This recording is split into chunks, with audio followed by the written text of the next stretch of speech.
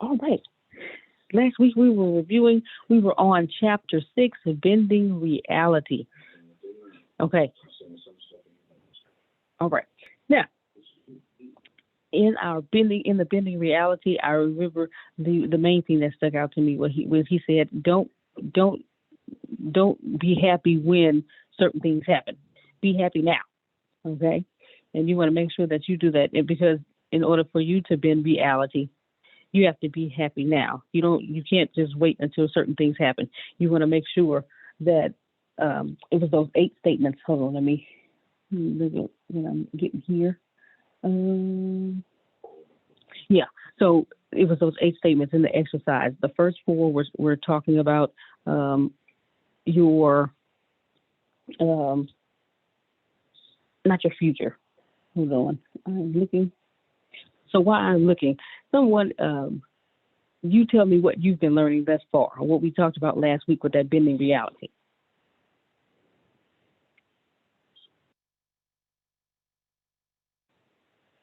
Now, don't act like y'all went on the call last week. Come on now. Now, I know Mr. Field may be eating because anytime his camera's off, he's probably eating. But as far as bending reality, what have you learned thus far? That's my main goal was be happy now. Don't wait for this to happen. When I get this booked up, when I get this house, when I get my car, when I no. Go ahead, Well, Mr. Field. As Robin Williams said, reality, what an interesting concept. That's right. I guess what I've learned is I had to learn it to survive as a child because my quote unquote reality from the moment I was conceived and then born and then sister dying and then dad dying and then grandfather died and then mom into alcohol and suicide attempts by the time I was 9, my reality was something that I had no control over. So not consciously, subconsciously, I learned that could only control my own personal, how I think about the reality and therefore survive. So it wasn't something that I figured out because I was smart. It was something I figured out because it was the only thing that I could do to survive. Wow. Okay. Okay. Now, okay, he sounds a lot like Antonio. Okay, because yeah, y'all hear Antonio say all the time, I don't do this stuff because I'm smart. I had to survive. Like Mr. Fields just said, I had to survive, so I had to learn what to do in order to stay alive. I knew if I didn't find a way to eat, I was gonna die. Okay, if I knew if I didn't find money, I wouldn't be able to eat, so I wouldn't be able to live. So thank you so much for that, Mr. Field. Anyone else? What have you been learning thus far? Code of the extraordinary mind. Another thing that stuck out for me, rules. Okay, that will always pop up. Rules. What else have we learned? Get my things here. I think for me, one thing that stuck out, and I don't know if it was, I think it was Thursday. He said it. He said we keep repeating things that we don't repair. Remember him saying that? Yep. Repeating things we don't. Yeah. Yeah, and I was like, dang, because then it kind of makes you think about things that go back and think about those things that you kind of just tried to brush under the rug and not face head on.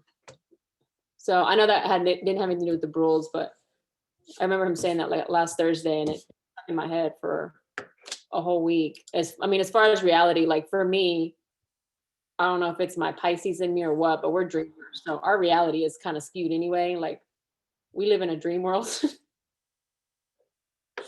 so you know, Yes. we big. We got big dreams.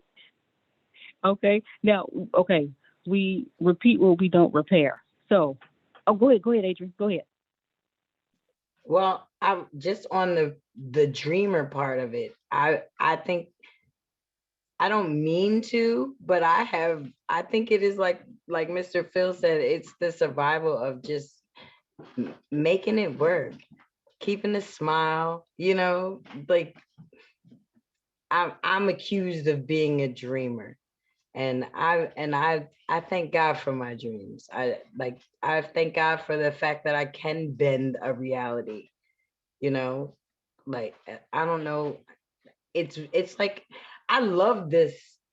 I love this whole the whole concept of where we're going with this, because I am a dreamer. I see things the way maybe that they should be. I don't know, like I don't know why I dream the way that I don't know why my outcome, I just need the outcome to be so great, I guess. Is that maybe because I've had so many, like, I don't know, like, like have because I've bared so many scars, or I've heard so many, horror stories or whatever. How, like, I definitely do be dreaming though. Like Paul having conversations and nice conversations while he's sitting in a prison cell, but still giving love and sending love and letters all around. Mm-hmm. That's how, I don't know. That's how I look at it. Like that's the bend of the reality for me.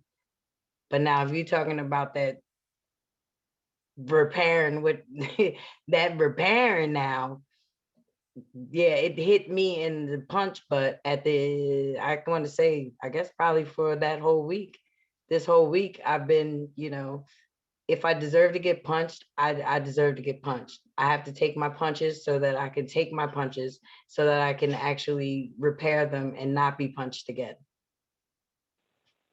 So Gotcha. that's Yeah, what, okay. Well, and the thing okay, now with the whole repeating what we don't repair, it that is that is most certainly a punch in the gut, Adrian, a punch in the face, because you continue to, like, before I decided or made a decision to not be angry anymore and to not, work on my anger, I kept repeating what I didn't repair. I wasn't prepared being angry, so I kept being angry. And the result of that was people didn't want to hang around me because I was angry all the time. So I kept repeating what I didn't repair. But then when I did decide, hey, let's repair this, yeah, then people said, you know what? Okay, I've noticed you, and I've noticed that you haven't gotten angry in a long time, So, and because I made the decision, and that's what it starts with, a decision. You have to repair so that you don't repeat. Monica, that was awesome. Thank you so much for that. That was very awesome for that. So, anyone else? Okay. Anyone else want to share what they've been learning, either in chapter 6, what we did last week, or thus far, the book? Because the entire book is really good. All right. Well, I'm telling y'all, because all the chapters have been good, but this bending reality. Antonio says he's listening to your review, so you all need to go and talk about what you've been learning before he starts talking, because he has something he needs to do. And it's based on our review. So, I gave you mine. Monica, yes, you did give me what you learned. Mr. Phil gave me what he learned. Miss Adrian gave me what she learned. And you ain't got no participation. Well, okay, but yes, this is Miss Pam's first time being on. She said she had a break, and so she decided to hop on and see what we were doing and talking about. But this, I'm telling you, this been the reality. The thing I'm telling you, Antonio, the thing that really stuck with me is be happy in the now. You said it numerous times, and you say, hey, you can't wait for whatever you want to happen in order for you to be happy. It's not going to come. So, what chapter are you? 6. No, it's. Oh, okay. We are in chapter 6, bending reality. Grace, Mr. Phil. Yes, sir. Yeah, it's interesting. Chapter 6 on time collapsing is what it's called, the art of reality bending. So that's chapter 6 in time collapsing. All what right, a coinky dinky.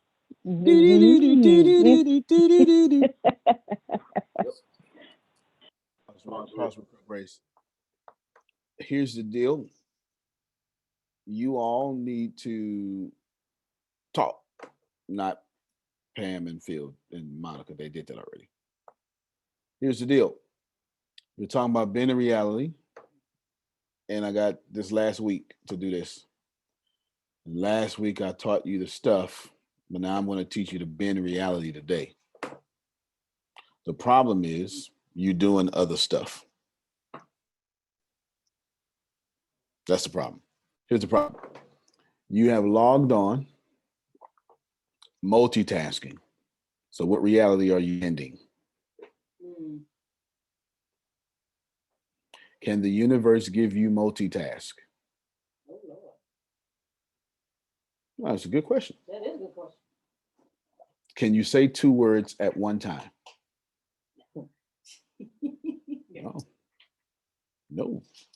So if you're doing 2 things at one time, you're creating more of 2 things at one time. You can say a word that means 2 things. Yeah, you can do that. Yeah, you can do that. Now, typically, I wouldn't, care about y'all multitasking. The problem is this is one of those weeks you actually got to participate. Because right now, all of you have bent reality according to your perfect understanding.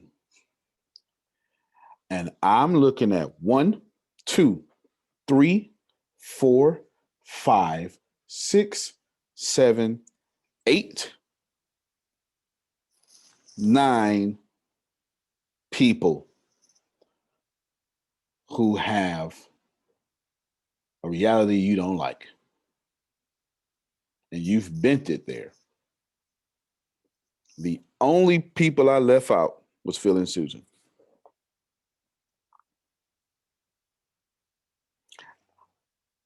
I wanted to put a half for Pam Norris because she's actually good. All right, so just need $15 billion to come through real quick, which is very bendable. It is bendable, right? And Pam Norris actually has everything she needs. She just needs this to come through. Everybody else, I know your story because you inbox me, or I'm currently helping you with something, or you in some situation you don't want to be in. Can we please free you tonight?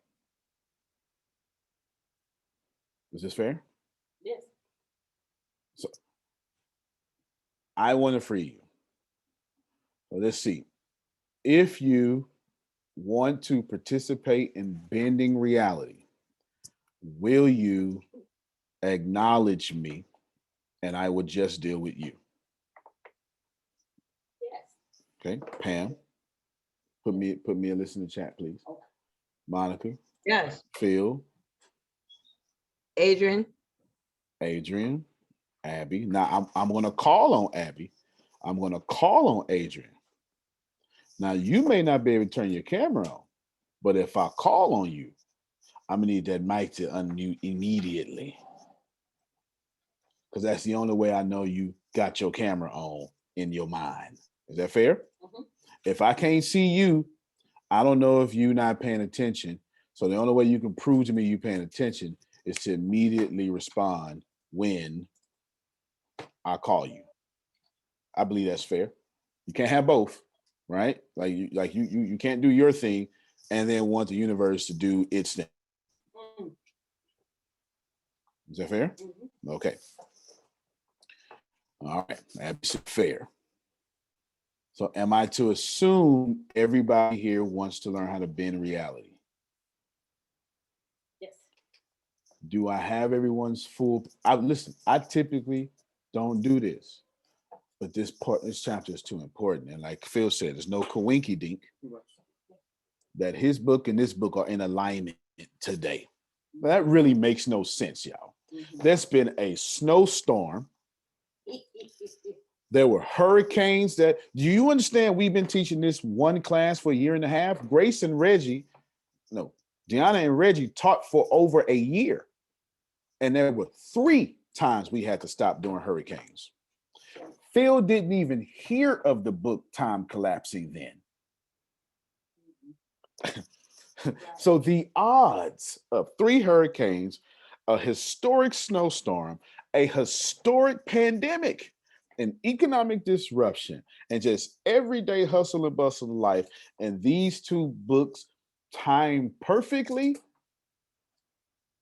and you think that's a coincidence, you tripping. You not here. You just don't believe it. Don't even say God no more. You ain't allowed to say the G word no more. You're not allowed to. Okay. You got to believe in Apple. That's what you get to do. Steve Jobs is your God. Okay. That's you can't, you're not allowed to think about God no more. You get what I'm saying? This is too much of coincidence to be coincidence. Somebody should ask me the whole, oh, I'm sorry, by the way, the whole question is Q&A. I mean, the whole class is Q&A. Somebody sent me a private message that said, turning my TV off. No matter what they was watching. Good show too, by the way. Good show. Good show. Good show. Can I have some chapstick? I don't know where mine is. All right, the whole class is Q&A. And Deanna, can you tell me what's the 7th chapter? I don't remember. It's in my notes. Oh, thank you so much. I got it. Well, you got the syllabus. Thank you so much. Yeah. Tell me the 7th chapter. I sent you and Phil the full notes, right? Okay. I'll probably do that with Think and Grow Rich. In fact, I will. I'll do that with Think and Grow Rich too. Yes, please. Chapter 7 is called Live in Blissipin. Oh, that's too important for me to knock out. Okay. All right. So I just got to knock it out the park here. What I'm going to do, y'all, is I'm going to combine chapters 6 and 7 together because both of these chapters are way too important for me to. Because I'm going to keep talking about bending your reality next week too, but they're both hand in hand. I see why you wrote in this order. Go ahead, Phil. Well, we're going to finish the second half of Filters of Greatness, and we've gone from thoughts of power, and we're going to move into thoughts of compassion. But chapter 7, you ready? Yes, Find sir. your superpower. Blissipin. All right, so this is just getting weird, okay? This is just getting weird. Let me tell y'all something that I know. Grace, you know how to use your timer on your phone? Outstanding. Pull up your timer and come stand next to me. Grace is going to pull up her timer. Grace, I have 1 minute, and you set your timer to 1 minute. Instead of me doing my typical set to stage for 15 minutes, I'm going to do it in 1 minute. You ready? You got a timer? Yes. All right. As soon as you hit go, hit start. So it is my job in the next 58 seconds to teach you all how to bend reality. The problem is you don't understand that you can, and you don't understand the importance of it, and then you just don't, whatever don't means. So let us come together in the next 40 seconds and pause for a moment and don't say nothing. I just bent reality. Problem with that is that's easy. It's easy to bend the next 5 seconds. How do you bend the $3.2 million that Pam Norris desires? Because that's as easy as the 5 seconds I just bent. I got 8 seconds left. In 5 seconds, I could bend as much money as Amazon has in their bank account. Your phone was silent? It didn't go off? It was in my headphones. Oh, you missed the whole theatrics. He was supposed to be theatrical. Sorry. We got to start all over. No, I'm just playing. I'm just playing. Let's buy me another minute. All right, I'm just playing. Honestly, it takes no effort for me to bend 5 seconds in front of y'all than it does for me to bend 5 million. The universe has no concept of what you think is hard. The universe is lazy intelligent. The greatest algorithm ever known to man is nature. It is. It is absolutely brilliant. And all you have to do is vibrate at the frequency of nature, should you want to be in reality. Is nature stressed out? Anger problems? No. Does nature think things are hard? That carpenter said, oh, look at the birds. They fly. They're not worried about it. Look at the Flowers, they're beautifully arrayed. Ah, look, God takes care of them. The Father, actually, is what it said, takes care of them. How much you think God will take care of you? And then seek ye first the kingdom. All right, we leave that part out. But you get what I'm saying, though? Like, think about this for a second. This is fair. Does nature care that you're gay? Does nature care that you're black? Does nature care that white supremacy exists? White privilege, black power. None of these things are vibrational equivalencies of abundance. The first thing you want to do when you're bending reality is you want to stop fighting peripheral battles. You should write that down. It's the peripheral battles that are killing y'all.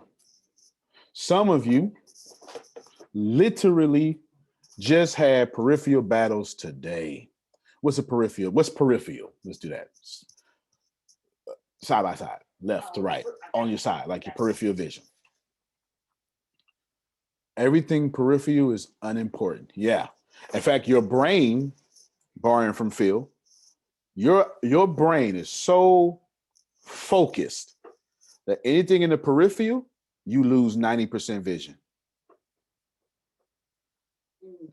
It's just, there's a whole episode on it on brain games. I homeschool my kids with it. You can't tell the difference between male or female in your peripheral. It's not until it comes focused in your reality does your brain say, let me clear that up. Rewind, press play. All the stuff y'all fighting over here stays blurry. This is why y'all harvest is blurry. It is not until you focus on something, and that's what you get. What's more important to you? Proving me wrong or living your dreams? You're going to tell me living your dreams, but proving me wrong is what half of you have done today. So which one is more important? You get it? It goes back to those desires, expectations. Peripheral battles. Let me tell you let me give you a real example of peripheral battle. Let's make me a gay man. This is a great example. I want to make me a gay man. Now, there's nothing wrong with being gay. I have no problem with being gay. So I want to make myself a gay man. I hope I haven't offended you so much. But I need emotionally charged subjects right now, okay? Then we're going to make me a gay, marijuana smoking atheist. Is that okay? Can we do that? Can we put all three of these? Yeah, I'm trying to hit every trigger I can. I try to hit every trigger I can. I am a homosexual atheist. What did I say? A weed smoker. I want to have a drink with you. I know that's right. Fair enough. And I wear all of these out loud. Okay? I wear all these out loud. Now, guess what I do, Pam Norris? I fight for all these things too. I fight for my gayness. That's who I am. It's who I am. It's who I am. It's who I am. I fight for my marijuana. That's who I am. That's who I am. That's who I am. I fight for my atheism. That's who I am. Nope. Before my mama ever knew I was going to be atheist, gay, or weed smoker, my mama knew I was black. Before my mama knew if I was a boy or a girl, my mama knew I was black.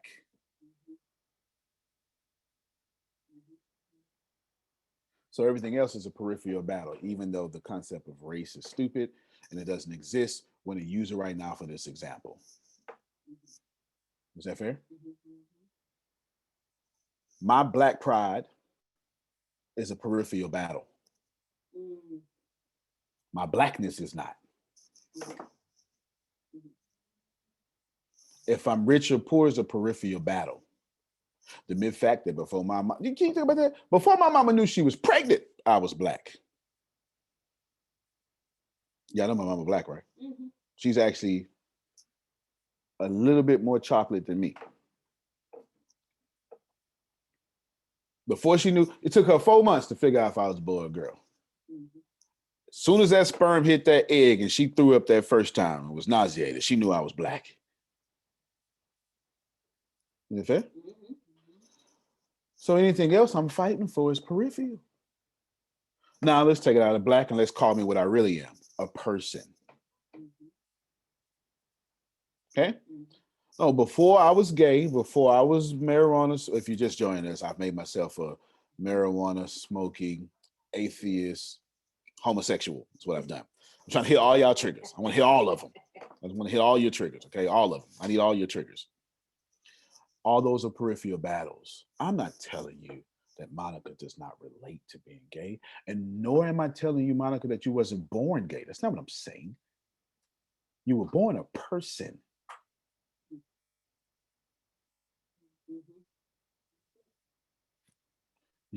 When you die, we're gonna bury a person, not a gay person. Oh no, no, no, no, no, no, no. You don't get to deny that. An entity. And you show right. You're right. When you die, I don't bury a preacher, bury a dude or a woman, right? All this stuff is peripheral. So if you're gonna bend reality, you can't focus on peripheral things. Uh-oh. Uh-oh. Let's process it deeper. I know you have an identity. Wrong. How can you have an identity? First off, 50% of your personality came from your parents. That's scientifically proven. You were born with 50% of your personality. If it wasn't, how can you have a personality disorder? Right? You were born with 50% of your personality. The same way you're born 50% of your personality, the same way somebody could be born gay. So you might as well stop all that stuff too. Okay?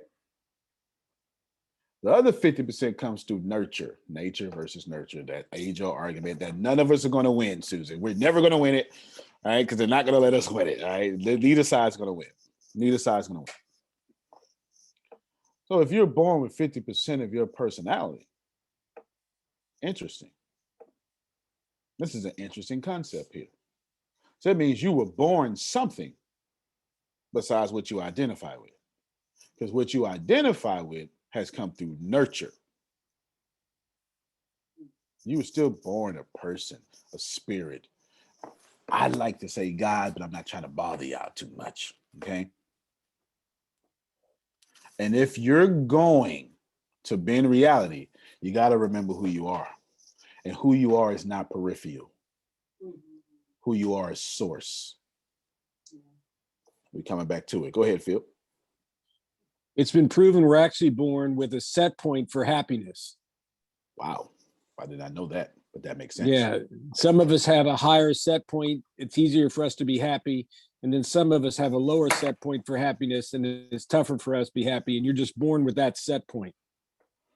That makes sense should you believe in reincarnation and karma and all the stuff you've done in your past lives and the age of your, well, you know, age is different. How many times you reincarnate, that makes plenty of sense. If you haven't evolved yet, you're probably at a certain set point.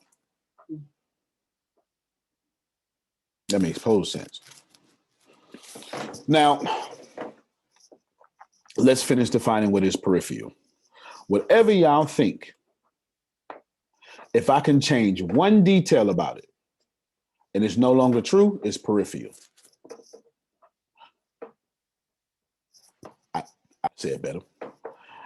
Well, I can't because I'm a woman. Well, okay. Has a woman done it before? Well, yeah. Okay. It's not true. It's not true. Well, they won't let me. Okay. Have they let anyone? Yeah. Okay. It's not true.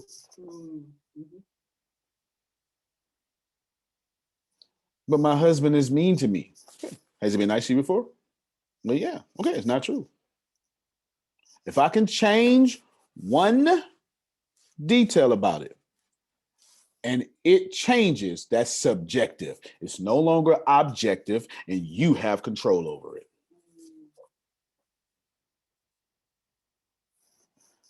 Y'all, what I just said was like loaded. Yeah, that's good. That's good. It's loaded.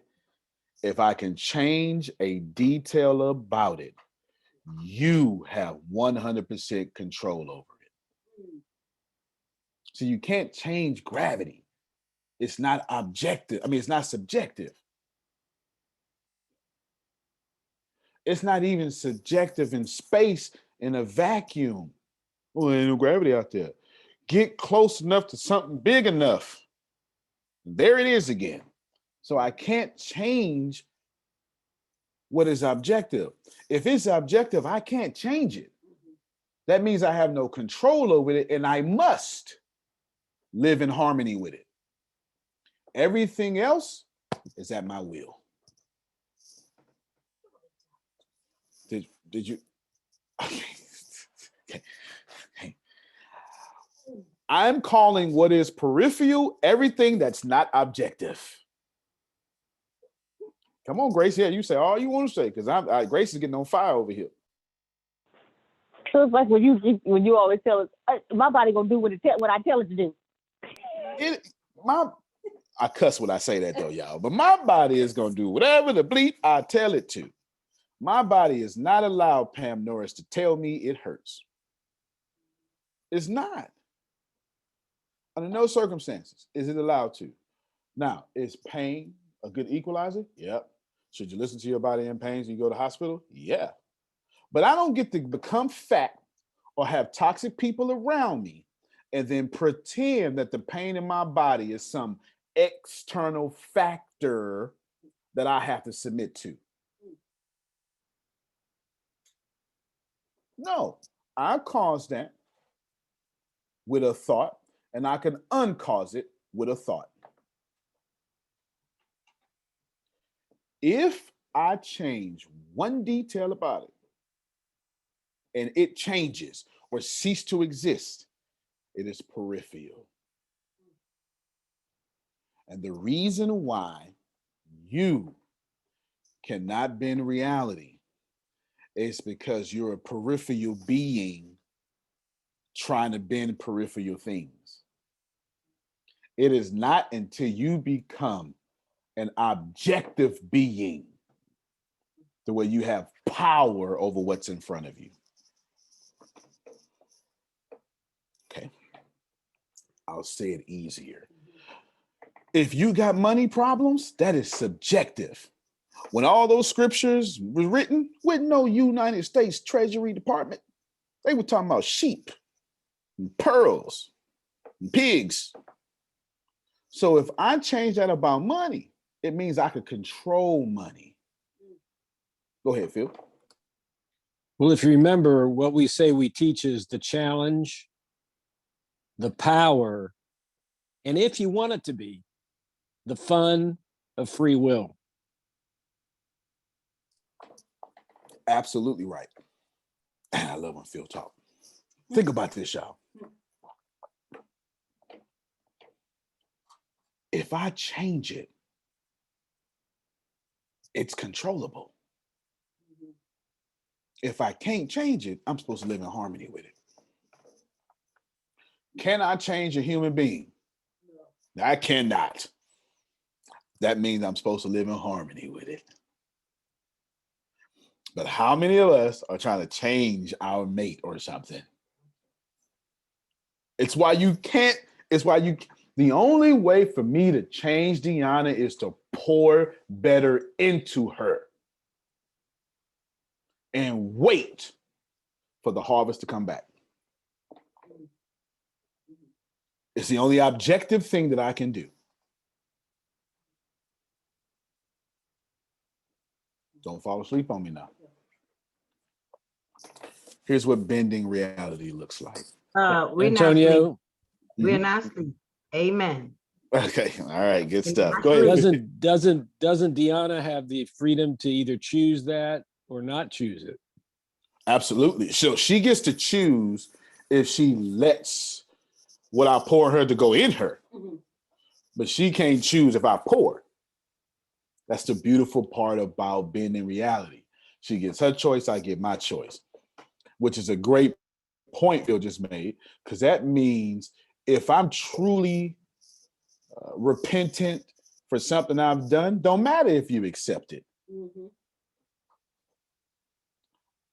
I am now free from guilt. I still got to walk out that harvest. And I don't have no choice in that matter. It may take me 3 years to walk out that harvest, but I got to walk out that harvest. But if she never forgives me 8 years from now, the universe ain't mad at me. She is. And now she got to pay all that harvest. Antonio, Yes, ma'am. um, there's this astrophysicist that I really admire. His name is Neil deGrasse Tyson. I'm And very familiar with him and his yeah, mentor. Keep going, though. and he talked about how there are three types of truth.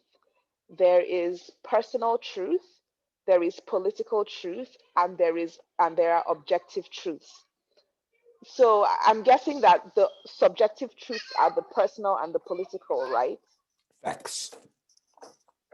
And anything else we come up with 30 years from now, facts again.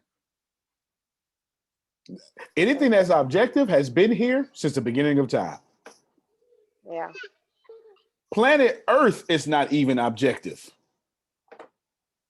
No, no, no, no, no, no, no, no, no, no, no, no, no, no, no. Earth is. She said the Lord's. All right, yeah. Fair enough. I thought you was going there. I was about to say it's lost now. Come on. Universe 13.5 billion years old, something like that. Earth, something like it's pretty young planet, something about 4 to 6 billion years. Right there, it tells you Earth is subjective. It's why Phil and Jerry both told you bury an entity or a shell because your entity and shell is part of this Earth that just got here. But source is way more older than 13.5 billion years. And that's objective. No matter what school of thought that you get it from, this body will pass because it ain't objective. Your consciousness will never pass. Energy can never be created and never be destroyed. You bend reality by dismissing peripheral things and knowing that they're controllable, bendable, but you have to vibrate at what is objective. It's not that many objective things. Let's use God, since most of you have a background of God. Does God hate gay people? That's antithetical to God. You can't hate. Yeah, that's not God. That's the devil then, right? You can't. You know what I'm saying? That's not God. Okay. So if God doesn't hate gay people, should you? Okay, objective. All right, I'll deal with that. You can argue with it. It's cool. I'll even take your argument. I want to hear it. I love it. Does God have low self-esteem? Can you bend reality with low self-esteem? Does God hold grudges? Can you build reality holding a grudge against somebody? Somebody missed it. Some of y'all holding grudges trying to make your business work and you wonder why it ain't working. And you're doing everything right. You're doing everything. You taking every class and you wondering why the harvest ain't coming out. Because you're not vibrating at what is universal.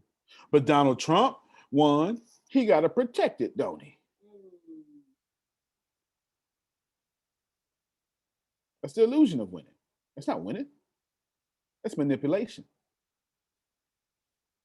If you're sick and you consistently have to take medicine to be alive, are you alive? That's no different than being rich and hated and have to protect it all the time. Anybody rich and wicked have manipulated that and they have the harvest of manipulation.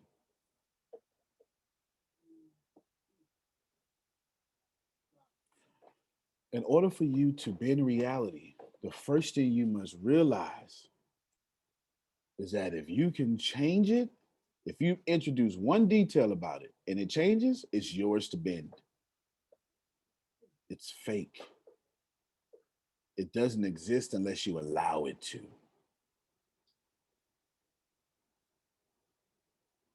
Doesn't.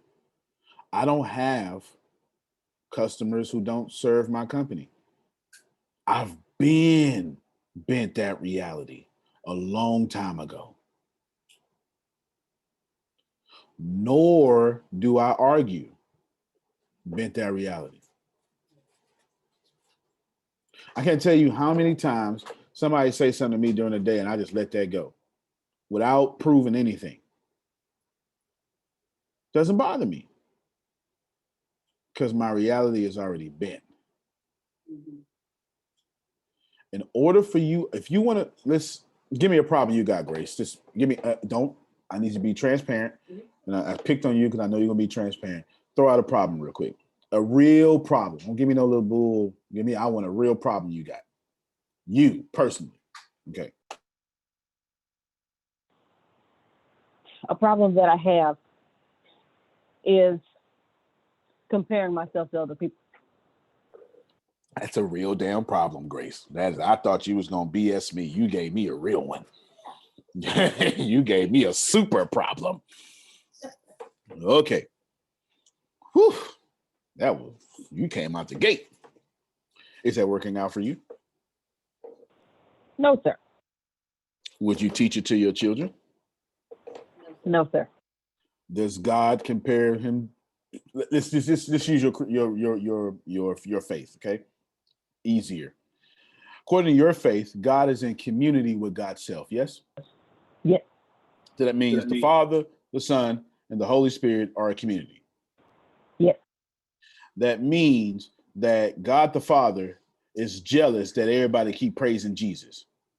No. No? Did I make it? Did I make it make sense? Pam, no, did I make it make sense? You got all these songs of Jesus, and God went, you know what? I did it, though. I did it. It was me. And the Holy Spirit like, well, y'all don't never bring me up. Is that how it worked? No. No.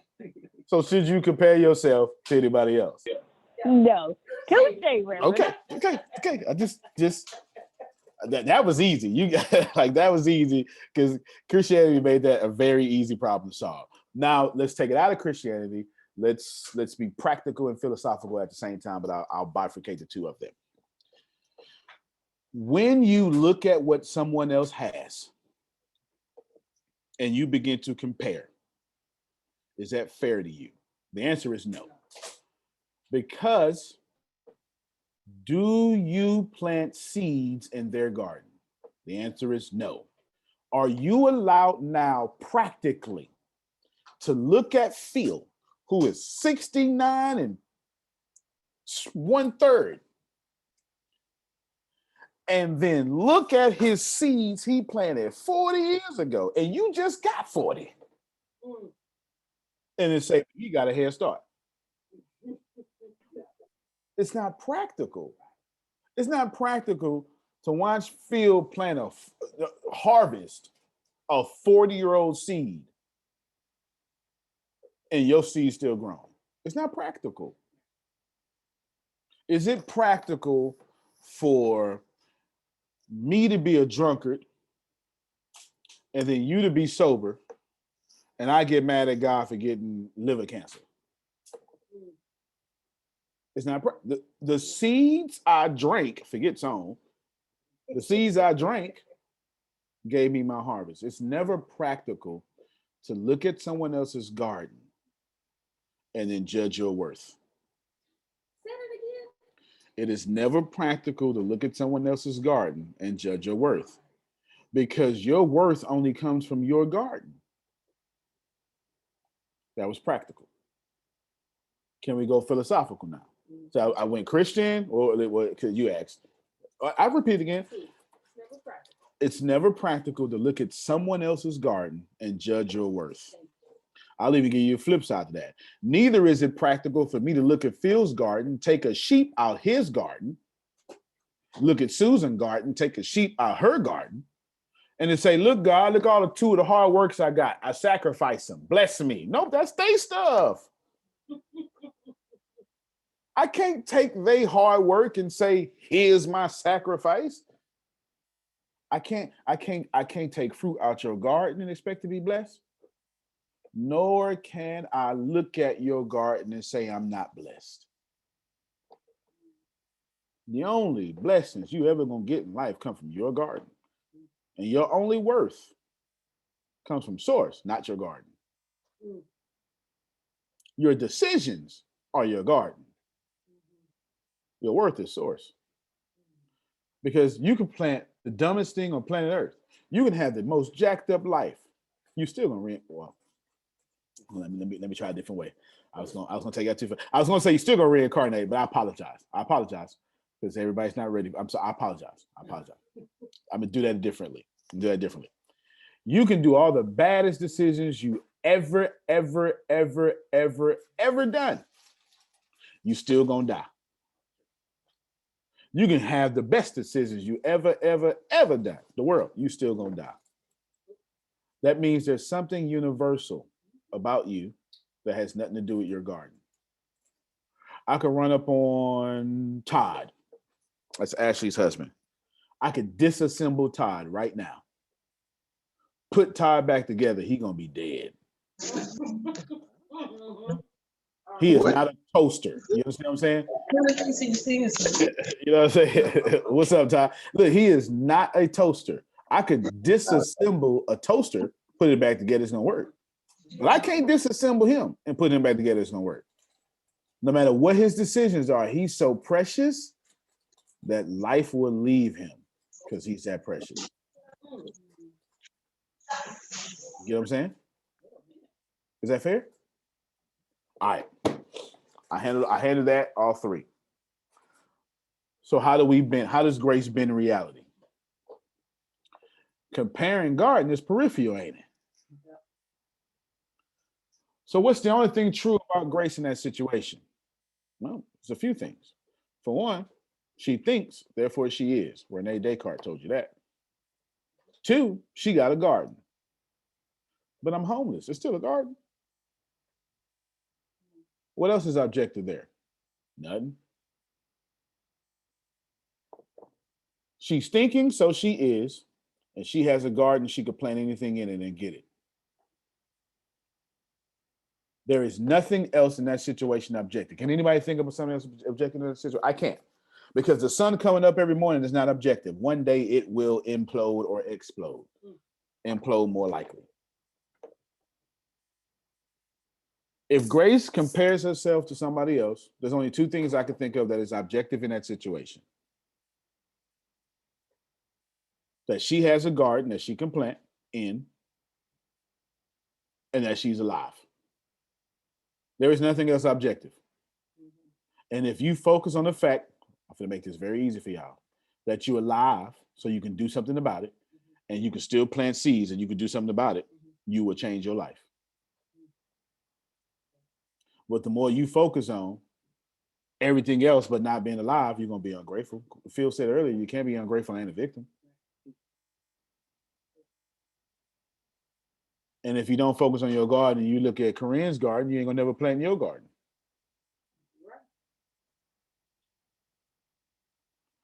I am not wise. I am a really good seed sower.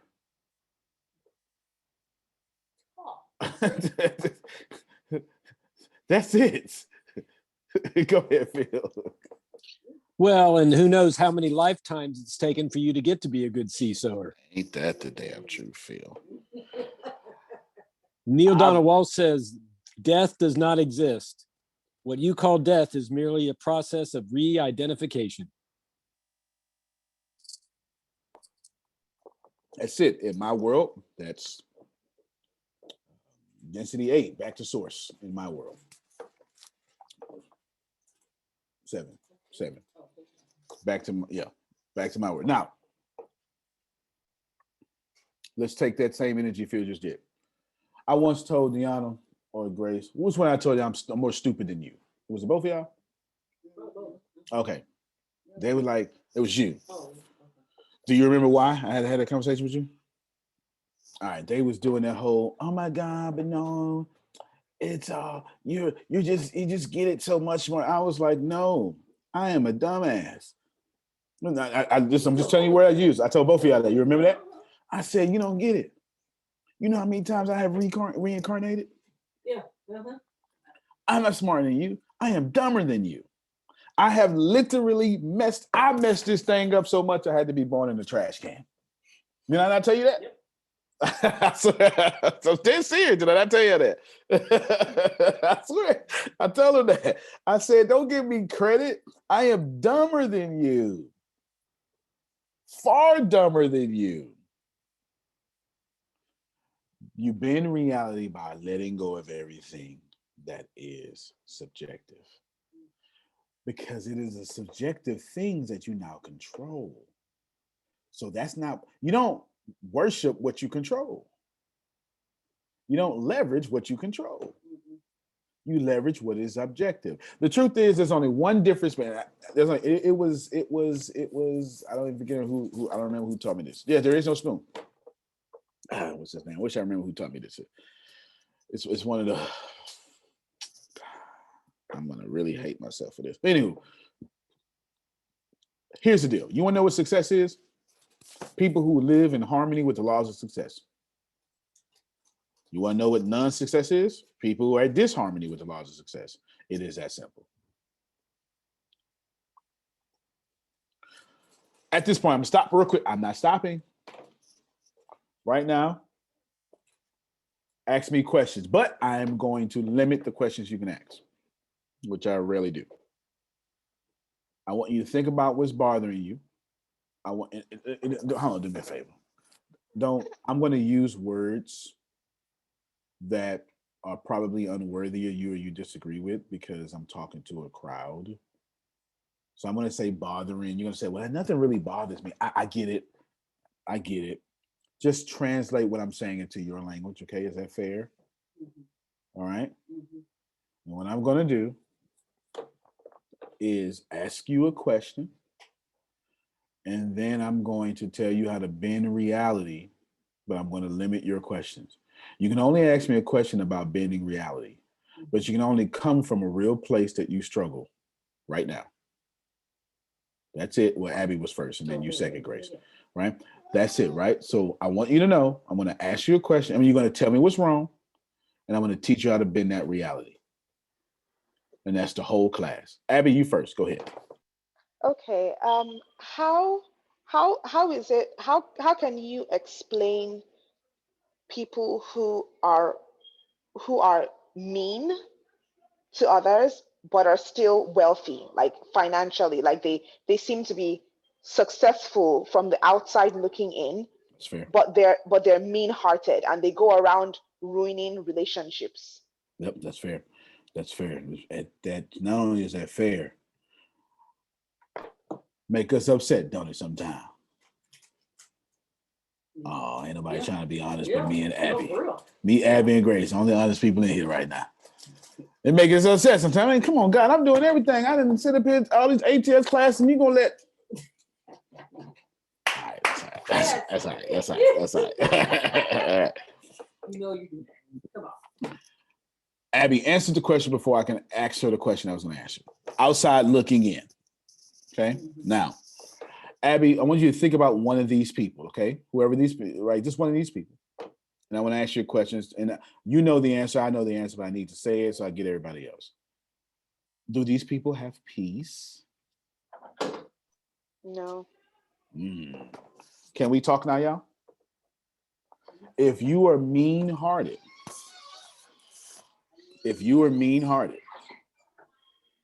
and you are successful or wealthy or have a lot, it doesn't mean you're successful and wealthy and have a lot.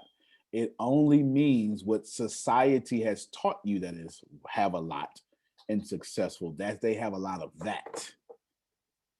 But if you were on your deathbed, you wouldn't care about money.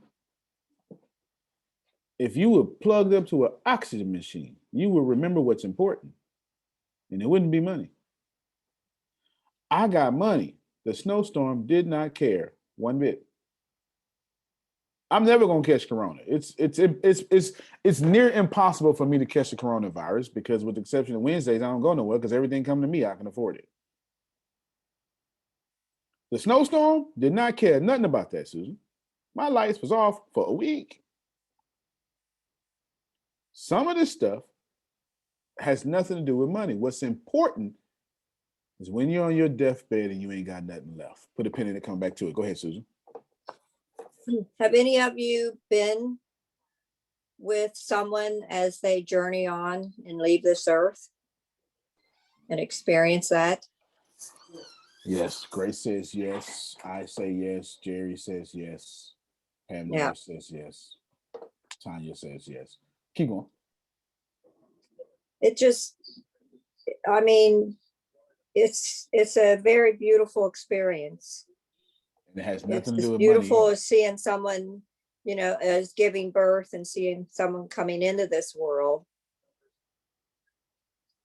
as it is seeing them leave this world and knowing, especially when, you know, you've talked about it a lot with them and they know, and you know, and you've had those conversations. It can be a beautiful experience. I mean, Wow. even the people now that are leaving and they're all alone, and the nurses sit by their side and hold their hands, and they have Zoom to experience with their loved ones as they leave. The feeling is still there even without the touch. There's nothing like it. And knowing Profound. that you're going to see them again and everything will be okay. Yeah. So I have a different view of, you know, I don't really believe in the reincarnation part, going through those experiences. Mhm. And just from what I felt and kind of known my reality my whole life, I've kind of felt that my whole life, and experiencing, watching birth and death and so Yeah. forth. The different experience just makes you amazing. Yeah. A different view just makes you amazing. Yeah. It doesn't make anything else but amazing. That's the whole, it's like to say, you know, this, is God multifaceted? Yeah. So why wouldn't we be? Go ahead, Jerry. Um, some of you probably already know Oh, this. okay. Hold on real quick, Jerry. I'm sorry. Hold on real quick. No worries. Let me, Abby, let me answer your question. Remember I told you everything's peripheral. If I could change its peripheral, that person is not successful. That person does not have a lot of money. Why? Because if you ask people who have a lot of money, are they happy? Or has anyone committed suicide that had a lot of money? Yes. Has anyone committed suicide that had a big house? Yes. So that means I can change an element of it and it's no longer objective. Yes. That means it is no longer real. That means what Abby thinks is successful because somebody taught that to her. But when she was a little girl, that's not what it was. That was not success. When she wanted to be a princess in Nigeria, please know they play princess in Nigeria. That was not success.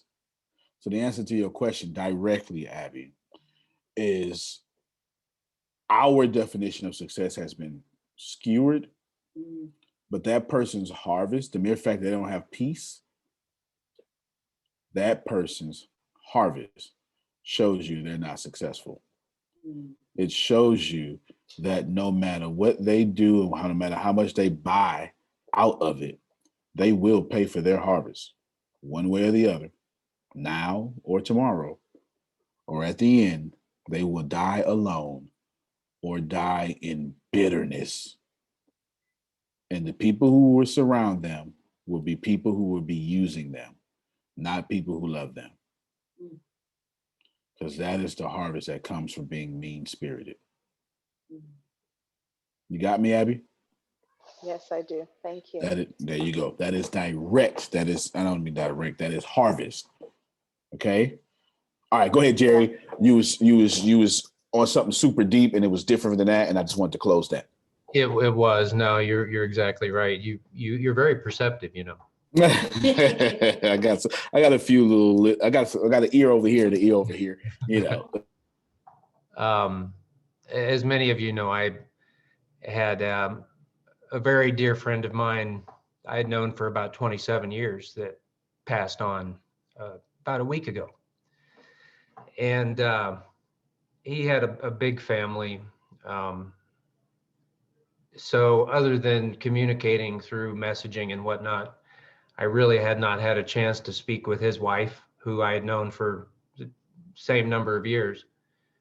And today I had that opportunity. And I called her and we had a lengthy phone conversation.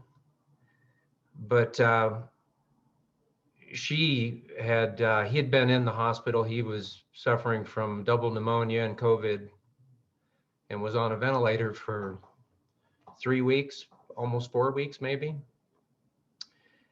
And she basically begged the hospital in California to allow her to be by his side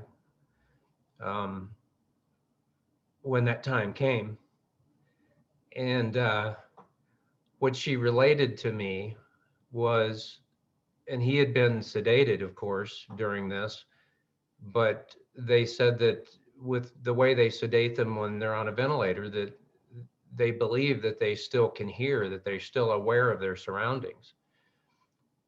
So as they removed everything and he took his last breath, she said she was talking to him with her son there, one of their sons, and tears came to his eyes. So she knew that he was aware that they were there and what was going on. But one thing, and she related a number of things, and they were both very, very spiritual people. And hers is kind of a different kind of, she's a Native American Indian. So she has some beliefs that are not necessarily adjunct to, you know, Christianity or whatever, but very, very strong in the spiritual belief. And she related one thing that I thought was just very interesting. She said that at the exact time that he passed, there was a woman just 2 doors down the hall, went into a ladies' room, and at the exact same time gave birth.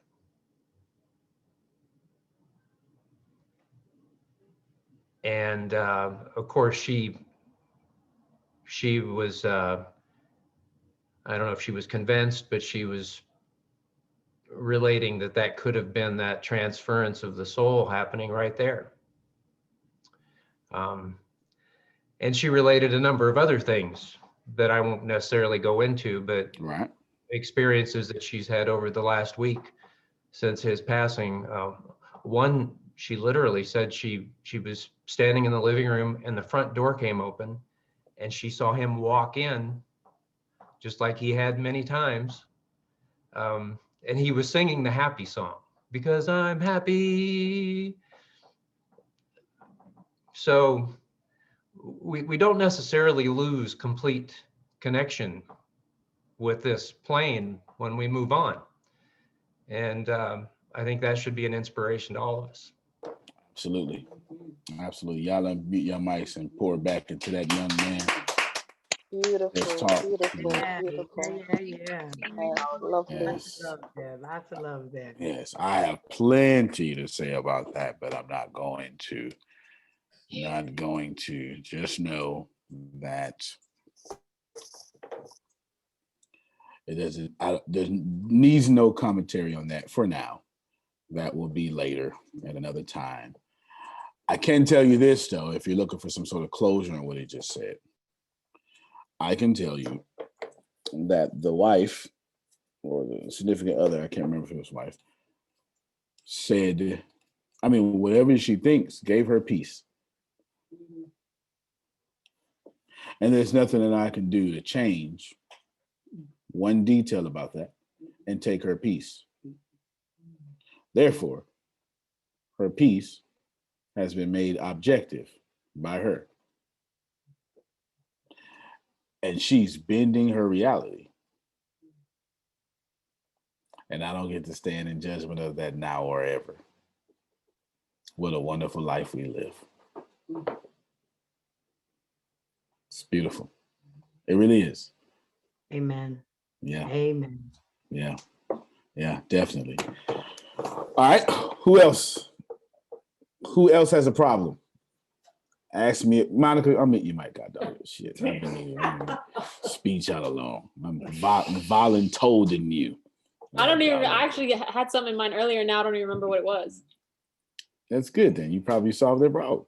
Yeah, you probably solved their problem.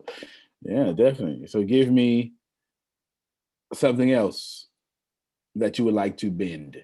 Doesn't have to be a problem, since you got rid of one problem. Something that you would like to bend.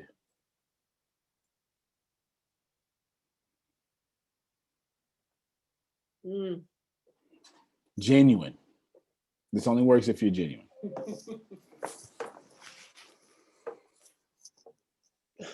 God, this gets into the whole relationship talk, though. Wasn't ready to get into all that. Girl, you get into it on Clubhouse. It's Clubhouse now. It's been a week. Okay. No, I think for me, I feel like the problem now, learning so much about, and even, well, I would say all of 2020, but even probably like a year prior to, doing a lot of self-growth when it comes to relationships, that since I think now it's when I meet someone, if there's quote unquote red flags, as you would put it, I see them right away. And I actually don't continue to date or whatever it is if I see those red flags, because I know in the long run that it'll eventually become a problem. So I feel like my level of awareness now is affecting my dating life. I'm going to say that, but not the way you think though. You actually keep going. I'm sorry. Keep going. I'm coming back. I'm so coming back there because you told on yourself as you was talking. In fact, let me say it before people think I made it up. She said, when I see red flags, that was you telling on yourself. Put a pin in it. I'm coming back to it. Keep on going.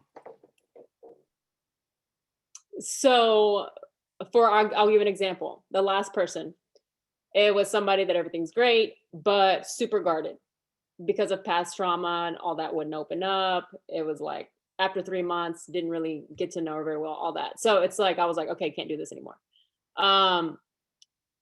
So that's an example, but it's just, I feel like I know everything that comes into your life and your reality is what I put out, but I feel like I'm not, because okay, I was just gonna say you don't believe that at all. That's why I start laughing.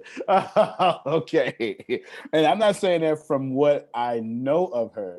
It was all in her tone. Like, I know that's what they say, but F all that, right? Okay, keep going. No, that's it. That's the only thing. And I mean, maybe it's just not the right time. I don't know. Is anybody else struggling with this? Anybody else? It's probably just me. No, like always attracts like, and it's never just you. What they'll do is they'll lie to themselves and say, you know what I'm saying? Well, I'm in a relationship.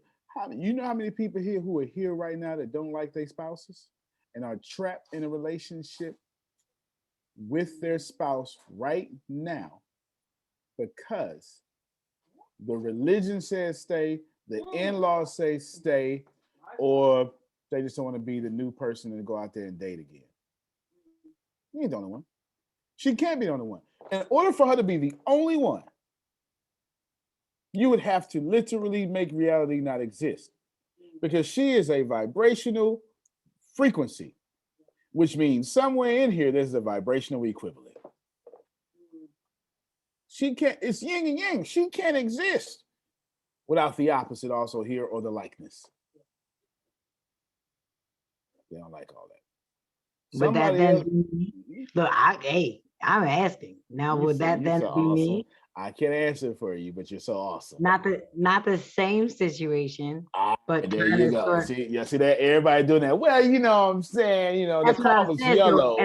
The car Right, was yellow, so you know what I it mean. wasn't a car, because You it was know. yellow. Okay, yeah, I understand. I But no, get it. I'm just saying because she said about the red flags okay, she said about the red flags and the things that make her walk away. And I'm thinking, what if you are a red flag? Yes, That's what, huh? you're right. That's You're why right. I was saying that at the end, the difference of it is her vibration, but it is like you said, I guess it is that vibration because being something that looks like a red flag and feeling as though maybe they won't deal with you because of the fact that that's what it feels like. Oh, You that's are, fair. I didn't even think about that. That was actually quite you know what I intelligent. mean? Yeah, That's no, what no, I, no, no, no, that's that what was I'm, quite intelligent. No, no, that was I wouldn't even that was good. That was actually good. That was really good. Yeah. That was good. Monica is using her new growth as a filtration system.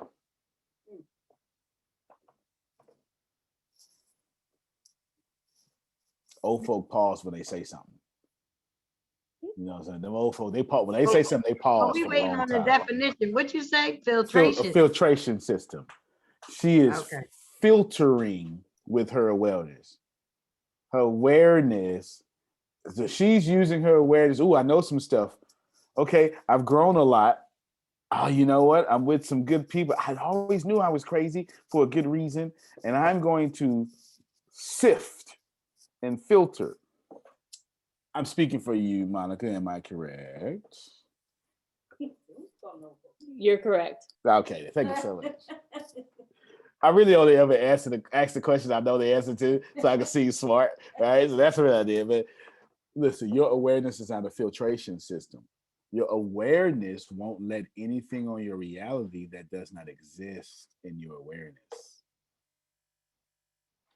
Everybody listen to me, listen to me, listen to me, listen to me, listen to me. If you got money problems because it exists in your awareness. Money problems don't exist in my awareness. If you got relationship problems because it exists in your awareness. How can the science doesn't hold the two? You can't exist somewhere and not exist somewhere. Like you can't exist in 50 places at one time. Monica's hair can't be straight and curly. You can't have to pee and not have to pee at the same time. You're either constipated or not. That's the truth. So if you have awareness of something, it means, if something is in your reality, it means you don't have awareness to make it not in your reality. Monica, well, let me get your permission. Am I to read you like I do? Like how much of this do you want? Because you Go ahead. Go ahead. all right then. I don't know. Now I don't know where it comes from. I don't know. I'm not gonna lie. Okay, Chiquita, I don't know where it comes from. I'm not gonna lie. But I can tell you, you think love won't happen to you. This is obvious. You don't, oh, I'm sorry. Go ahead. No, go ahead. Come on. Now you finna do that. Well, it was yellow. She finna do that for me. Go ahead though. Come on. No, it's just no. I do think it'll happen. Like period. When?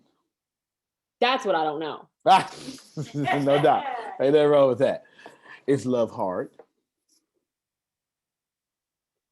Do you think you deserve what you get? Uh-oh.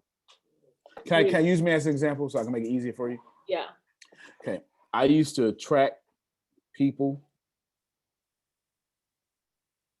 like you're describing, those red flags, because I got so much dirt on me that I knew I had to pay for it.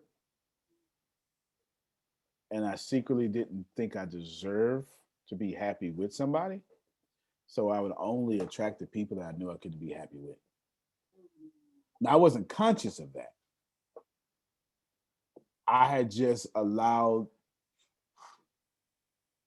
influences, I'll just say influences, to make me think I still had stuff to pay for. That's me. Is it something like that? I didn't say that, like that with you. I think for me, I see my parents and I think I'm striving for that. You know who else is like that? No, you gotta say that on the damn mic. Yeah, you said on the mic, God dog it. You right now. Me. Yes. What if love exists outside the example of y'all parents? I mean, I believe that. I believe that. Okay, I'm sorry. That was my fault for asking such an archaic question. That's my fault. What if love for you did not have to be 40 years plus die together without like your parents' example? What if your love was completely different than theirs? You don't have to answer. In fact, don't answer the question. I just want to provoke your mind into thinking that maybe you have an image of love that doesn't fit you. Maybe why you, I'll give it this way. I love what Phil and Susan have. I do. Oh, that's amazing. That's amazing. And that fits me. I have nothing to say about that. That fits perfectly.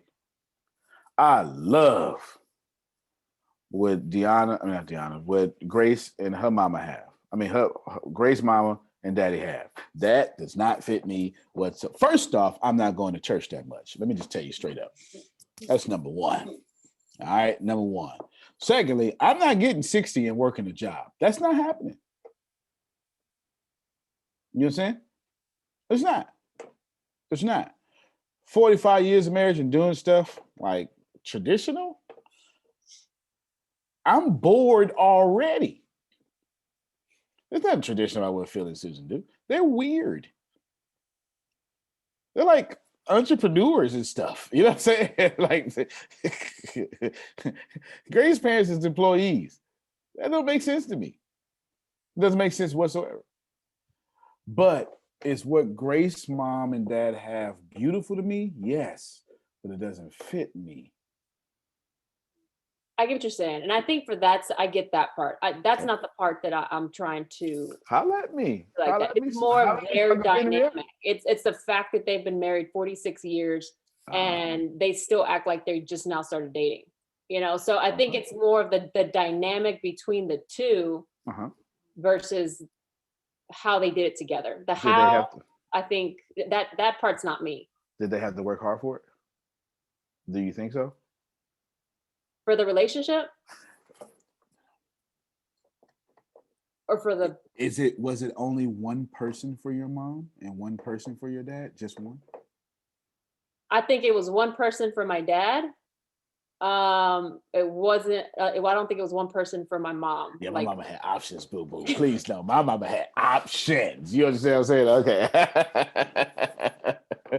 Fair enough. Yeah, I got you. That's typically the way it goes anyway. That's typically the way it goes. All women have options. Yeah, that's exactly what I was thinking. That's exactly what I was thinking. That's typically the way it goes for sure. Do you believe love is fleeting? Theirs? Your love, period. The good thing is there's a whole chapter in Think and Grow Rich about this. I got the whole chapter memorized. And so I've been diagnosed with a situation already. I'm just walking you through cognitive behavioral therapy so you can have a breakthrough. Is love fleeting?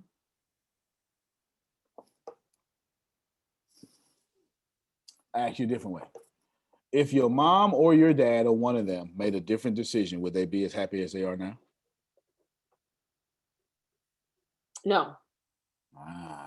I know my mom no. Because she told me about her first love and I get it. Yeah. How much of that story has influenced your relationship with love right now? What if I told you that you can bend reality on love, but you have not? That's clear. That is super clear. That is, I don't know what clearness you want me to point out. Okay, thank you. What if I told you that you have an idea of love and it is rigid and it won't change? And that is actually what's messing you up.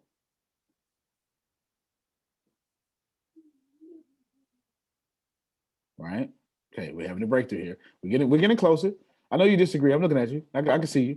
I got you on speaker view and everything. Like I typically have it on gallery view, and I got you zoomed in. I got you zoomed in. Can I tell you a lesson I learned one day? Yeah. I was reading Think and Grow Rich, and it dawned on me. I was like, man, what the hell? Why didn't I see that? Love is fleeting. It comes, it goes. It does. Those who are bitter when it leaves, they typically end up poor. Those who appreciate that it was there in the first place, they succeed. Before I tell you the punchline, ask yourself, have you been grateful for all the love that you have experienced or bitter that it left? I learned from all of it. I know, but that ain't what I asked you. Have you been grateful? Yeah. Have you been grateful that it left? I mean, grateful that it was there and that's the only experience you have? Or have you been bitter that it left and you're alone? I don't know the answer to this question. I think I was bitter at the time. I'm not bitter now. Okay, that explains why new people are coming into your life. Good. Now, that being said, let's talk about bending reality. Do the same thing I just did to Abby. Which part about your mother and father's relationship can I change and it wouldn't exist no more? And you already answered the question, anything. You literally said, and I quote, well, for sure my mom, it would change for my mom. Right? You literally said that. So this means I can change anything about that and it would exist no more, so it's not objective. But do me a favor and find something objective in your mom and dad's relationship that you never found before. What is objective? Because they clearly have something objective because they've been together 40-some years. What's the objective part there? It's not the story she told you. If it was, you would have what you want. What's the objective? What's the thing there that I can't change? No matter how many times they would have been alive. Like if we repeated the same lifetime 1,000 times, they would be together 1,000 times. What is that objective thing there that made that happen? That's a good question. Yeah, I don't know how to answer that. No. From your frame of reference, from your point of view, what's the objective thing that you see? Don't try to be right. Just be. Like your answer doesn't need, like, even if you give a wrong answer, it's right. Even if you give a right answer, it's right. It's not that. We're just trying to point out your perception of things because whatever you're going to say, there is your breakthrough. What's the one thing? It could be two, maybe two. What's the objective things that if they repeated this 1,000 times, they would still be together 1,000 times, 100% of those 1,000 times. There's something objective there, and it's not that story. What is it? That's a good question. I don't know. Let me keep your mic. I guess I need an example. Keep your mic unmuted. Grace, same question to you. If your mom and dad had to repeat this life, I'm not even talking about reincarnation. Mm-hmm. I'm just saying this was a computer simulation. We repeat this joint 1,000 times, and all 1,000 times they ended up together. Mm-hmm. What's the objective thing that makes them end up together? Don't tell me they love each other either. Patience. Mm-hmm. I mean, they can be patient with anybody. I see you, Angela. I got you. I ain't gonna skip you. Grace?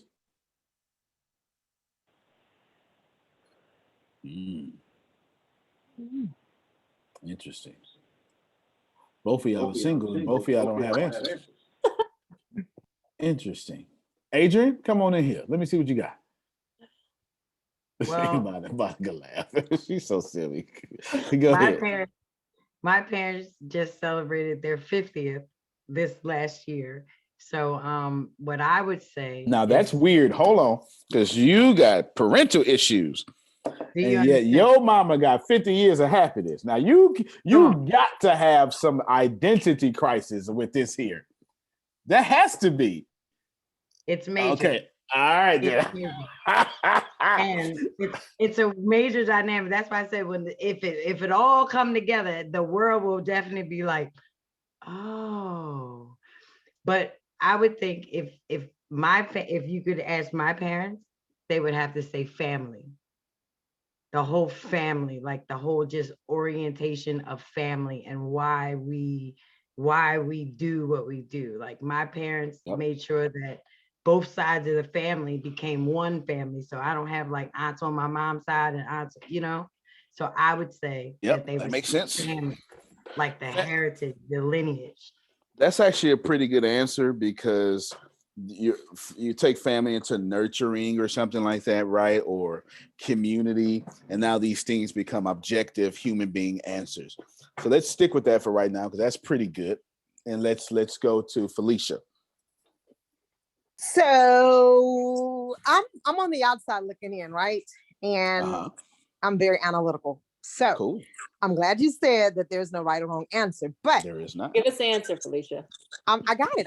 And I think this might help y'all. What I did see in this is that, what's the word we're looking at? Objectively? Love found them. You said love was fleeting. So one thing that we could easily say is that love, the word love, we talked about patience, but love found them for 42 years or 50 years. Right? I would say that love found them. They didn't find love, love found them. I would say that you're correct. I mean, that has to be the most correct answer, but that's correct because that means that you're just proving that they were open to love. Bottom line, that's what I was just sitting here thinking. Like they were basically objectively open for love and to be loved and to be loved. And look at that. I like that. Good job, Felicia. Good job. Thank you. Monica's like, well, damn, I'm open to love. God dog, man. That's not, I mean, I'm open. I'm wide open. It can't Wide get more open. open than this. Hey, I got my number on Facebook. I'm on Clubhouse. Single, ready to mingle on a Clubhouse. I mean, ain't no more open than that. Yeah. Monica say, I'm so single, I can't even get in trouble by nobody. I mean, nobody even gonna be jealous to my phone ring. Golly. Okay, I got you. I understand. Let's keep digging it. Because I'm gonna have you identify something. I'm gonna bend reality. Okay, because you can bend this reality now. The problem is there's something peripherally affecting you, and I can assure you that it's big as day. It's just small to you. Can I say one more thing real quickly? Sure. I'm sorry. I'm so sorry. I love this because what I'm learning in all of this, and especially listening to Susan and even Greg, I think that was his name a few moments ago, that we all have different views even on death, right? This is opening my eyes up to see a different view on love, marriage, life, really, to be honest with you. I like it, and I'm glad it is because it's a big subject. It's a big subject. Exactly. It is. I find no fault out that the 240 plus single people have no idea what has their parents objectively together. I'm not 40 yet. I'm about to be 39. I apologize. He was talking about me. Yes, sure was. That's right. I was talking about Jerry. Yes. All right. You're going to end your 39th trip around the sun and begin your 40th. You're going to begin your 40th trip around the sun, your 5th decade. But in the book, Getting the Love You Want by Harville Hendricks. Oh, I have it now, Phil. Trust me, I have that now. One of the tenets is that you subconsciously marry the person you feel will heal your childhood wounds. Watch yourself, Phil. Now that was too fast, too deep. Say it again, but you took them too fast, Phil. Go ahead. That you subconsciously marry the person you feel will heal your childhood wounds. I agree with that. Yeah. Golly. Phil, do you mind saying it one more time? Grace missed you. I'm sorry. That you subconsciously marry the person you feel will heal your childhood wounds. And one technique of finding your soulmate is to create them visually. What do they look like? How tall they are? What color hair do they have? What do they do? What do they sound like? What are their attitudes? What are their needs? What are their wants? What are their desires? What do you want, Luigi? Because once if you don't know what you want, that person could be right next to you and you don't recognize it. Mm. So first thing you got to do is help decide, what do you want? For Susan, for me, it was love at first sight. I saw her and I said, get on with that.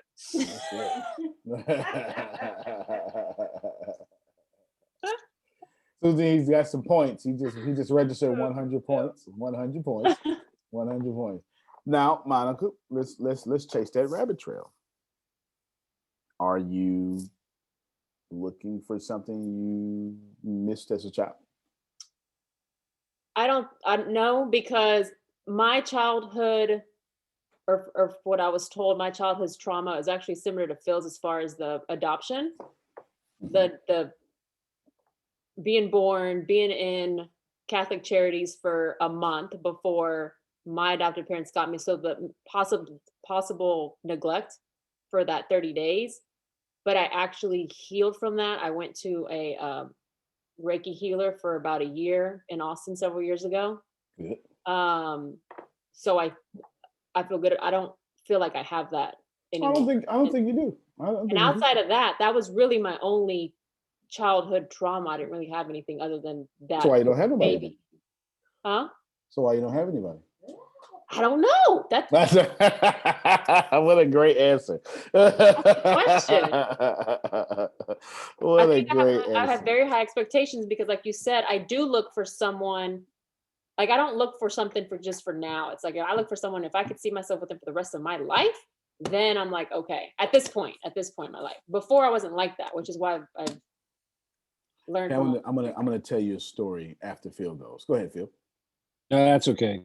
Okay. I was at one. Hold on, I'm about to talk about being single. I was single one day, and it was this chick was hot. She was hot. She was 40 something, but looked like 20 something.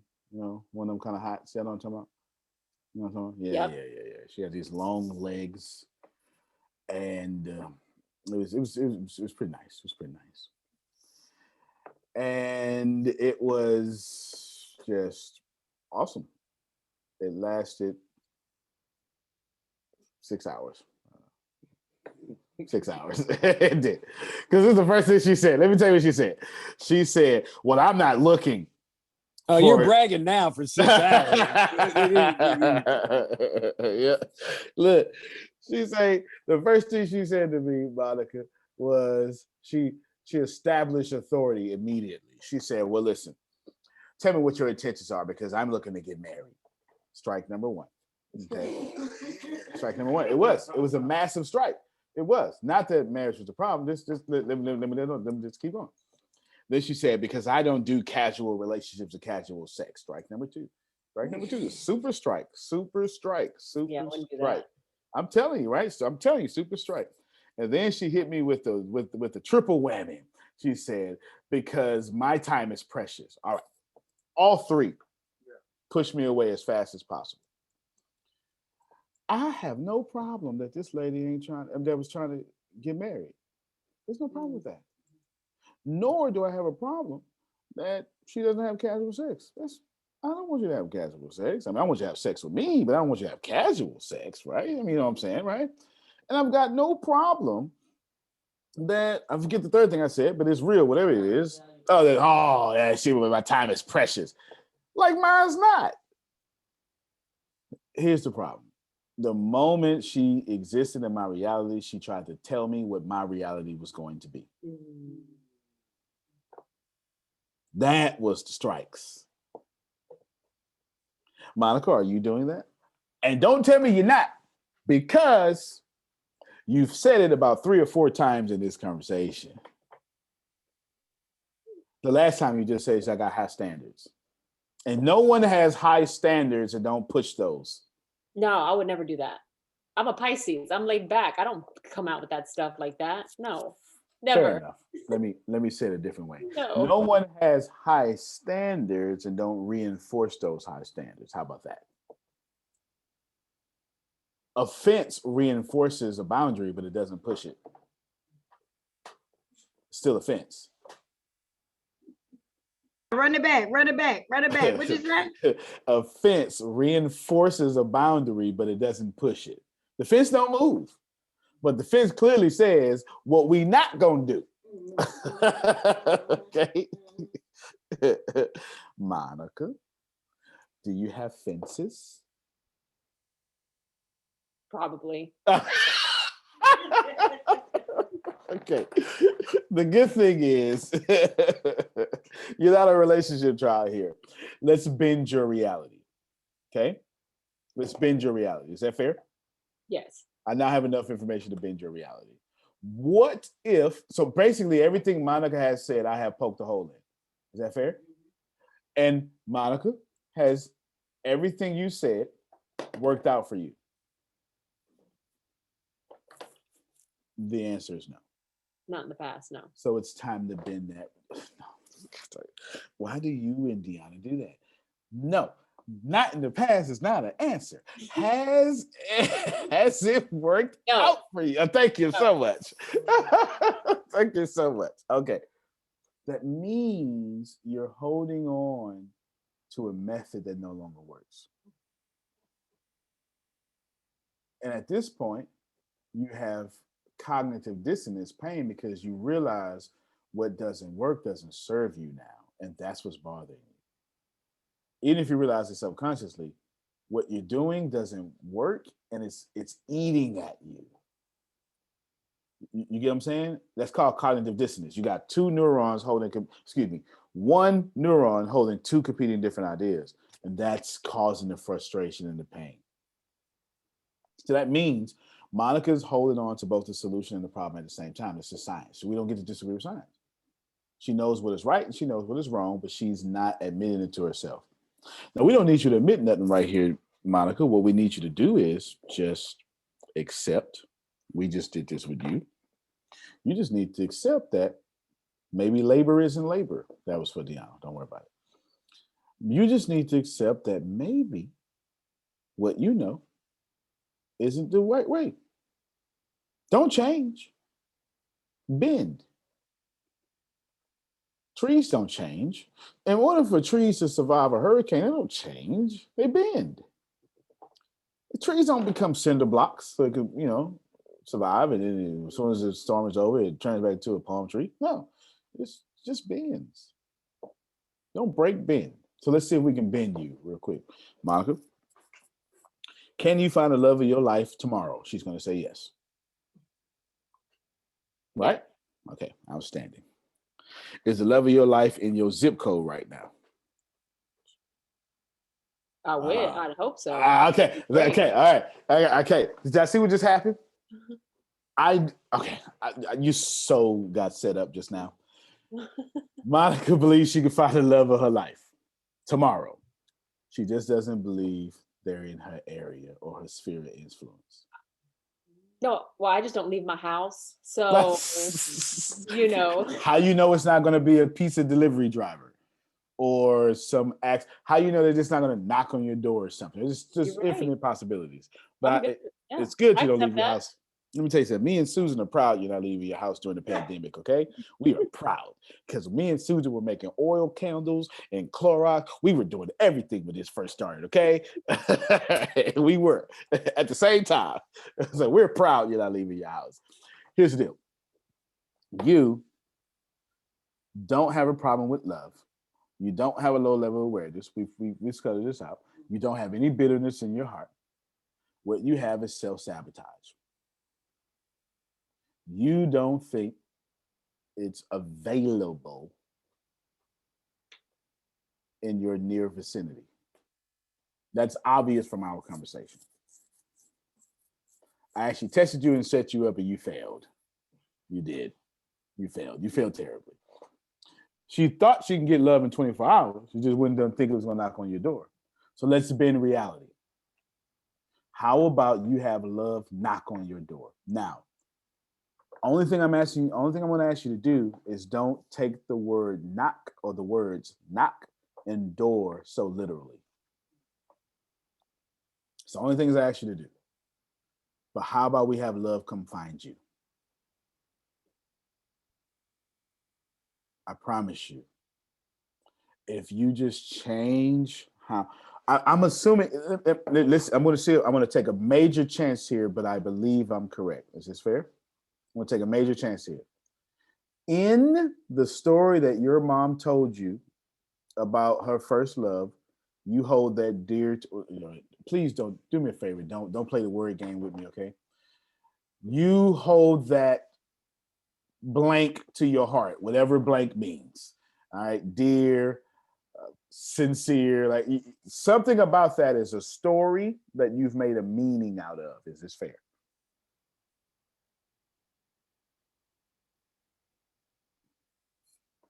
I'll wait. I can tell you that I wouldn't know about the story if you didn't make a meaning out of it.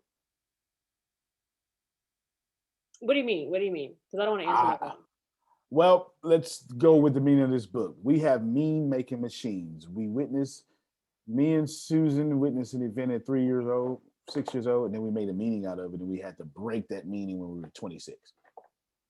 The truth, it happened when we were 6, but we kept it for the next 20 years, and we made a meaning out of it.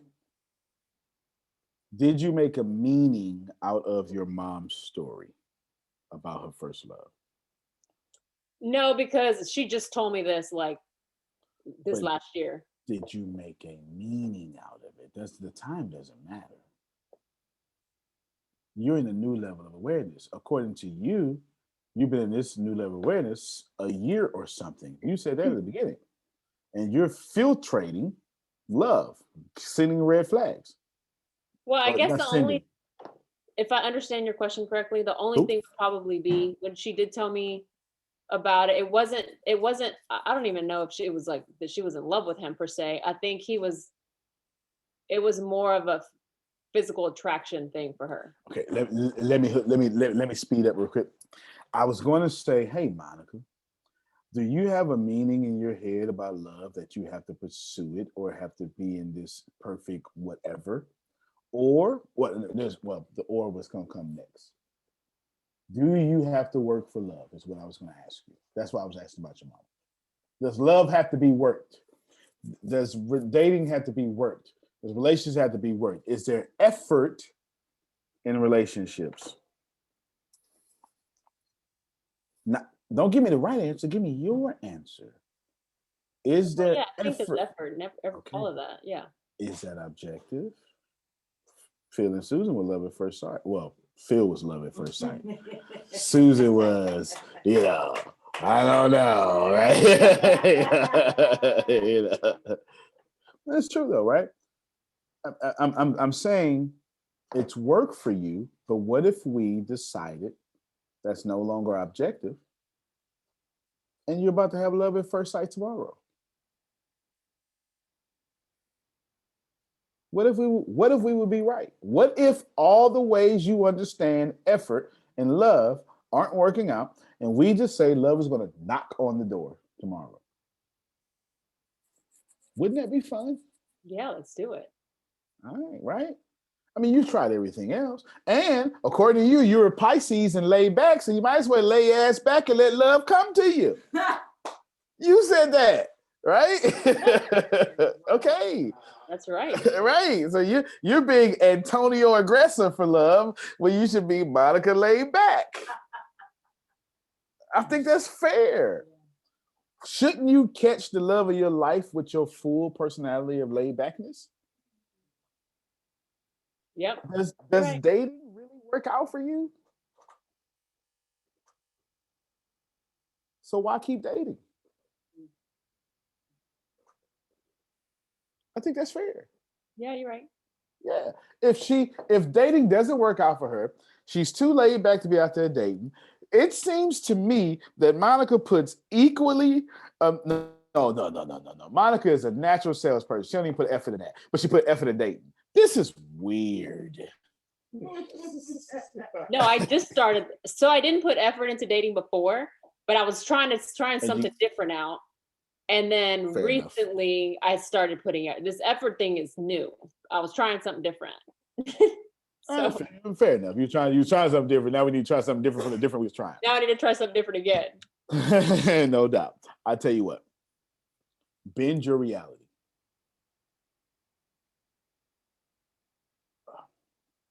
receive is the proper word here. Love's just going to find you. It's gonna, no, that's not what I'm saying. Because you're going to twist that. Love's going to knock on your door. So obvious. You're going to laugh, and we're going to have a funny time in one of these next classes. And you're going to have some stories for all of us. And Adrian's going to jump in there and say, oh my God, we need to clap, right? And all that stuff. Okay. That's what's going to happen.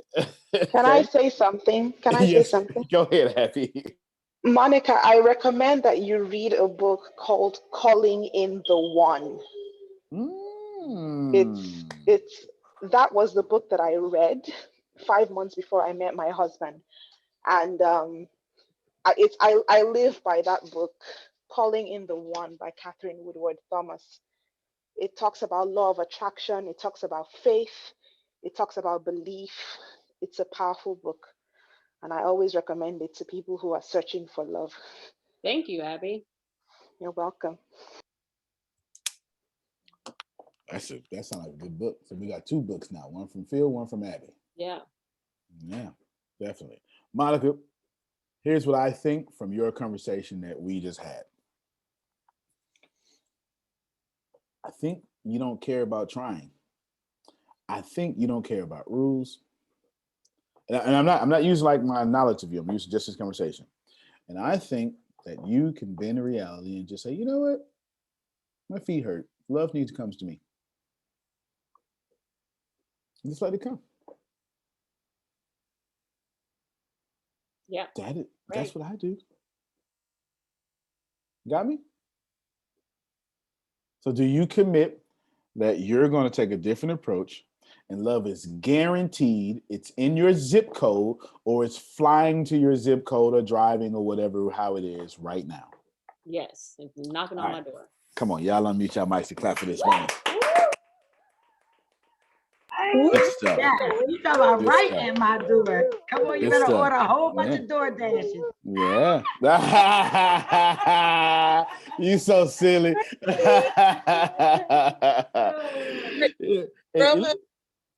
Go ahead, whoever that was. Oh, go ahead, Corey. Grubhub. I was just Oh, Grubhub. Yeah. And listen, your love can be sitting right here in the ATS network. It could. It could. It could. Who knows? Who knows? Now,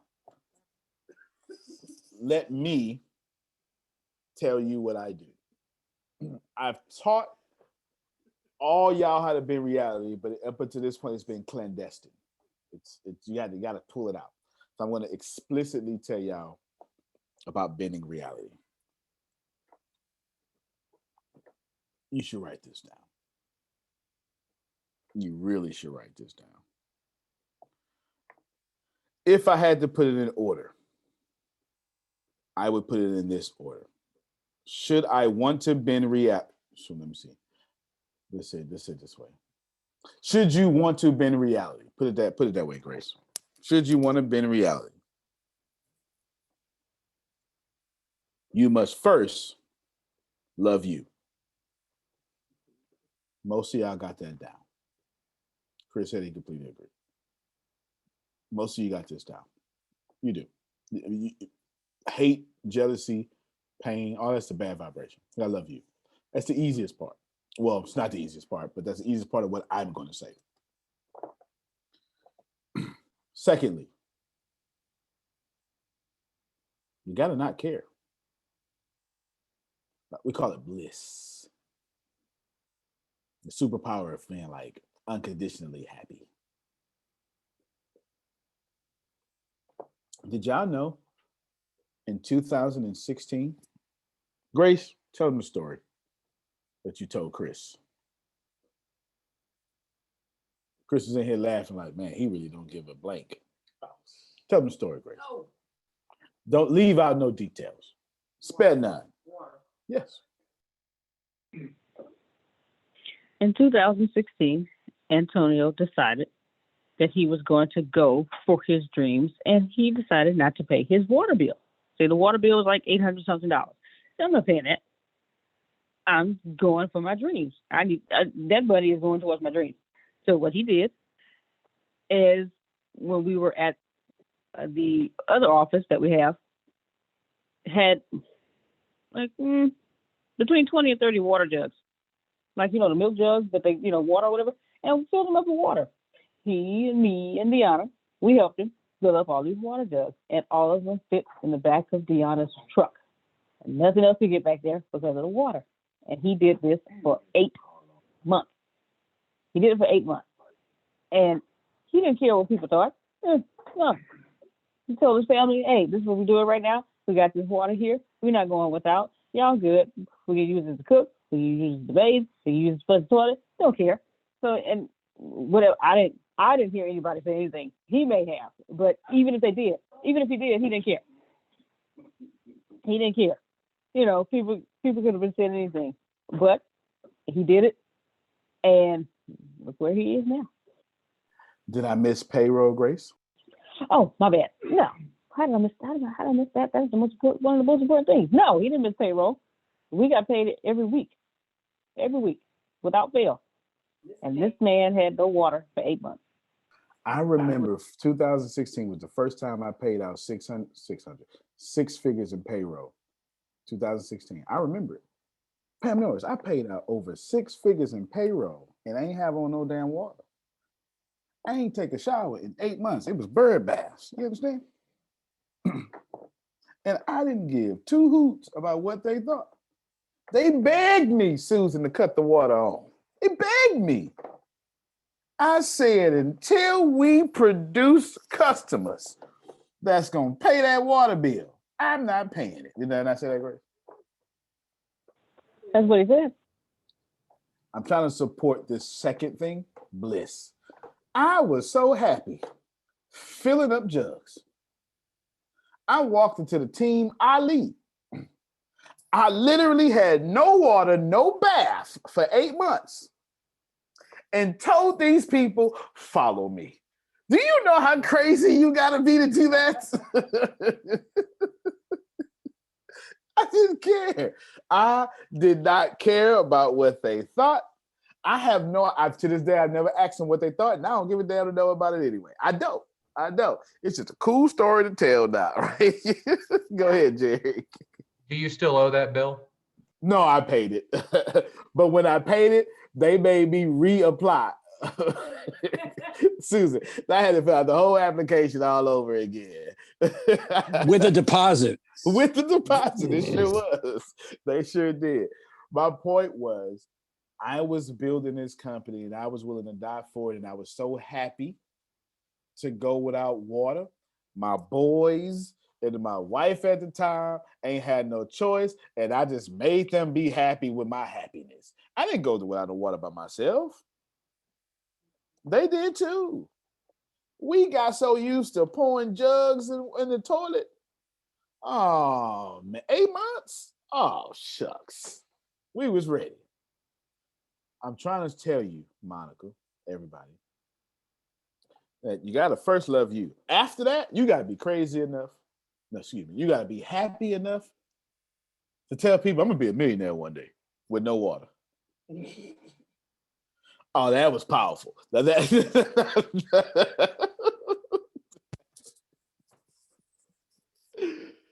That same tax year, I became a millionaire, by the way.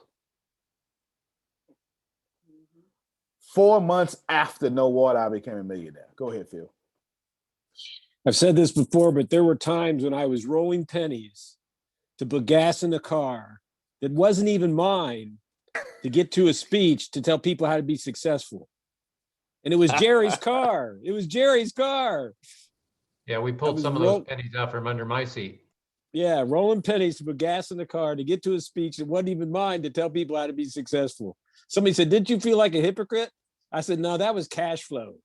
I said, that had nothing to do with my message. Now, if my message is how to have a positive cash flow 100% of the time, sure, I'd have been a hypocrite.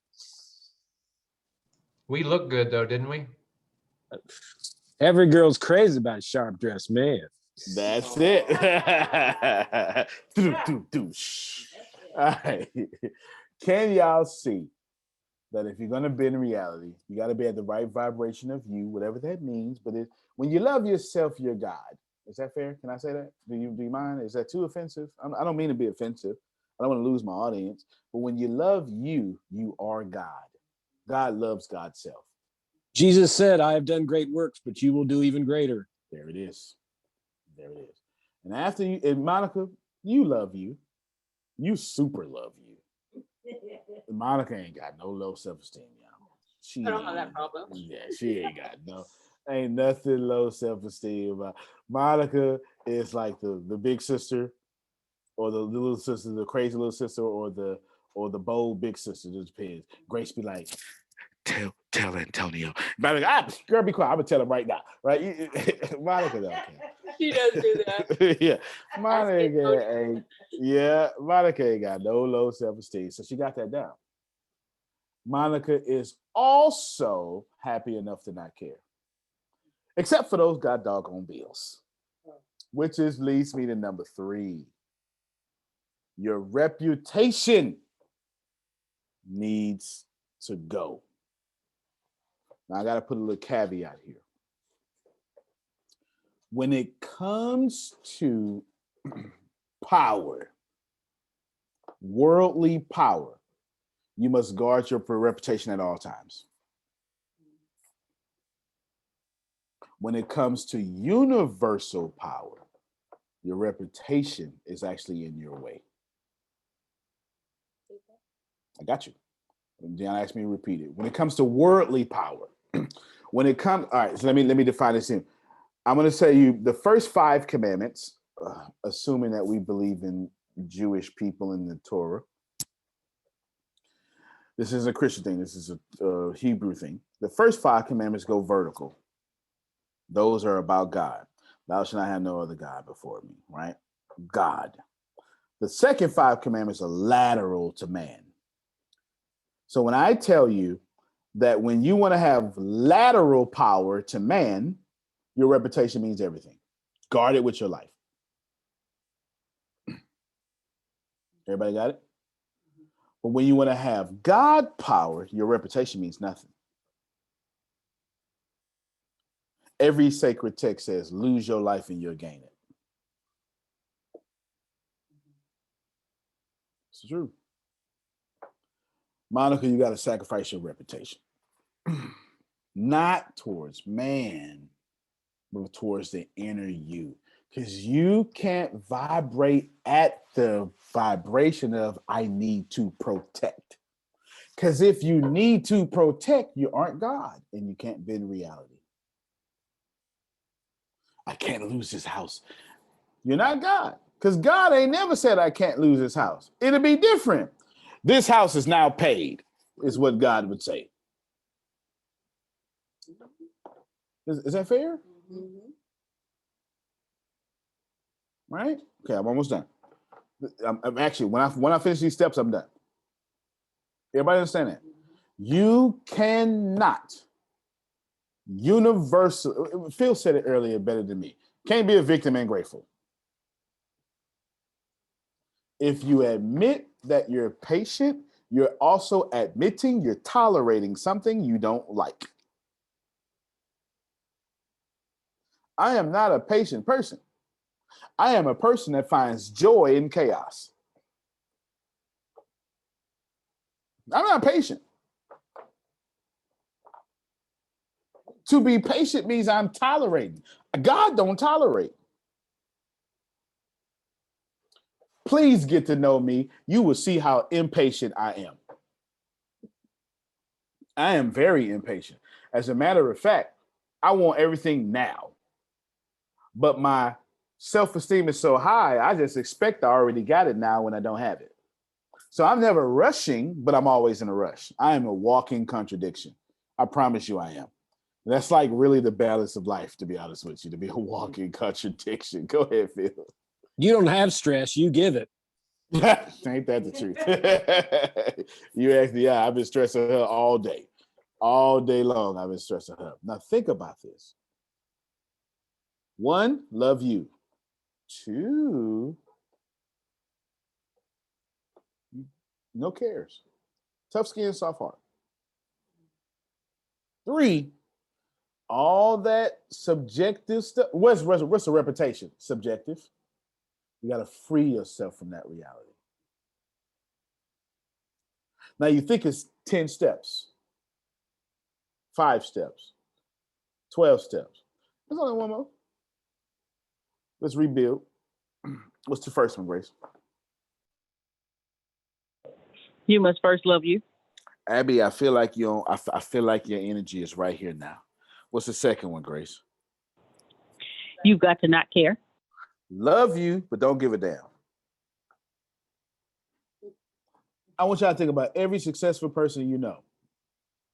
Don't they love themselves? Love you, but don't give a damn?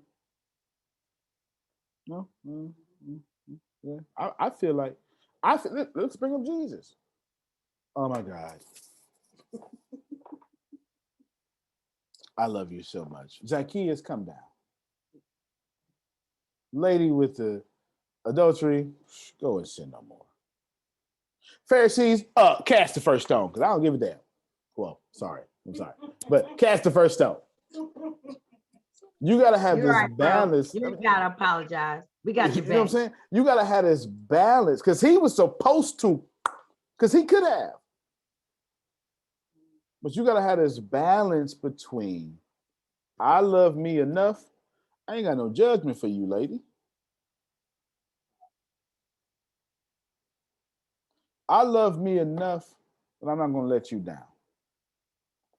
Because my reputation, no, I'm not going to let you down because I don't want to mess up your free will. I want you to still believe in God. I want you to believe that you prayed, I showed up, and God blessed you. Not me, but God. What's the third one, Grace? Your reputation needs to go. All worldly conjecture, BS. Stuff that y'all wouldn't worry about your reputation when you were 2. Pam Norris wouldn't walk in. Pam Norris, let me tell you what Pam did. She did what everybody else did. Mama gave her a good bath. Put out. Pam Norris was real obedient. It's cold. Mama took that towel, dried her. Just like that. House full of people. Private bathroom. Mama dried her. You know, that tub that had that bottom, them legs. You know what I'm talking about. Dried her real good. Mama then put that towel down and grabbed something else. Pam Norris ran off. Just naked. Just ran. So this mama ran. Just like all of us. Y'all know what I'm talking about. Come on now, you know what I'm talking about. And Pam Norris did not go, oh my God, you all see. No, she had no idea. Soon as mama head to, I'm gone. Naked. Come here, let me change you. She just kept running, right? Kept running, kept running. Let me change. Stop, kept running, kept running, kept running. That, my friends, is how your reputation needs to be. I'm naked, I'm running, I'm having fun, and I don't care what you think. It's the truth. I don't actually get naked. You know what I'm saying? But you get. She said, an exhibitionist I am. Opening canned goods. Right? No, think about it for a second. You got to be as free as a child. And even Jesus said, lest you come like a child. All right. Your nobody cared about reputation till you went to school. Lasting. So if you're not going to care, well, no. If you are, what was the first one? If you want to be in reality, if you're going to love yourself, and if you're not going to care, and if your reputation don't need to go, then what's the next thing you need to do? Antonio, how do you be in reality all the time? How do you get what you want? How do you do it? I just believe that I am valuable and needed. And if God don't do it, he's screwed. That's a better way to say that. I believe I am the gift this earth needs. There's your last part. That's not arrogant. That's to know that you are God. That's to know that if all 16 people on this call believe that we are the gift that earth needs, ATS would be so big, we save everybody. Well, I believe, bro. I'm right with you. I believe I was sent here for that. Let's get it. That's it, y'all. I hope y'all hear what I'm saying. I need you to hear That step 4 is to believe that you are so valuable that God can't spread God's narrative without you. And you have a responsibility to make heaven on earth. Not call heaven on earth. You are the heaven, looking at Monica. Now be on earth and do stuff. And it really is that simple. It don't take no 10 steps. And it's 4 little simple things. You love yourself, your vibration correct. The rest I already explained to you. The last one, you got to think that you valuable. I'm not talking about like kind of. No, it's Phil gonna do it or it ain't gonna get did. Phil has to literally go on Monday and Tuesday. Bureau of Diamond Speakers can't live without my gift. And if Phil don't think that, ain't no Bureau of Dominant Speakers. Susan, same thing. And then when you do your keynote on Monday and Tuesday, you got to say that if I don't do my keynote, this whole program falls. To do anything less is to not be God. We're closing. I need y'all to get that if, Corinne, I need you to get, you are not here to be human. I don't get what's wrong with y'all. Y'all not here to be human. You're not here to be human. That was like, you were born that. That didn't take effort. You're here to change the world for other humans. You're not here to be a human. You're here to make it easier for other humans. That's it. By the time I die, Phil and Susan legacy need to be so cold, I can't even take credit. Y'all hear me? That's powerful. That was actually powerful. That's powerful. That was everything. That was it. Y'all hear what I'm saying? All right. Loan me 2 minutes. Loan me 2 minutes. Did you want to say something? I think Okay. Levon has a question. Go ahead. Can you hear me? Yes, ma'am. Okay. Hey, so listening to all this, I want to ask this question. Maybe I believe I am bending the reality because you asked what was the problem people had, and mine is I believe is what other people caring what other people think over what I think and feel about myself.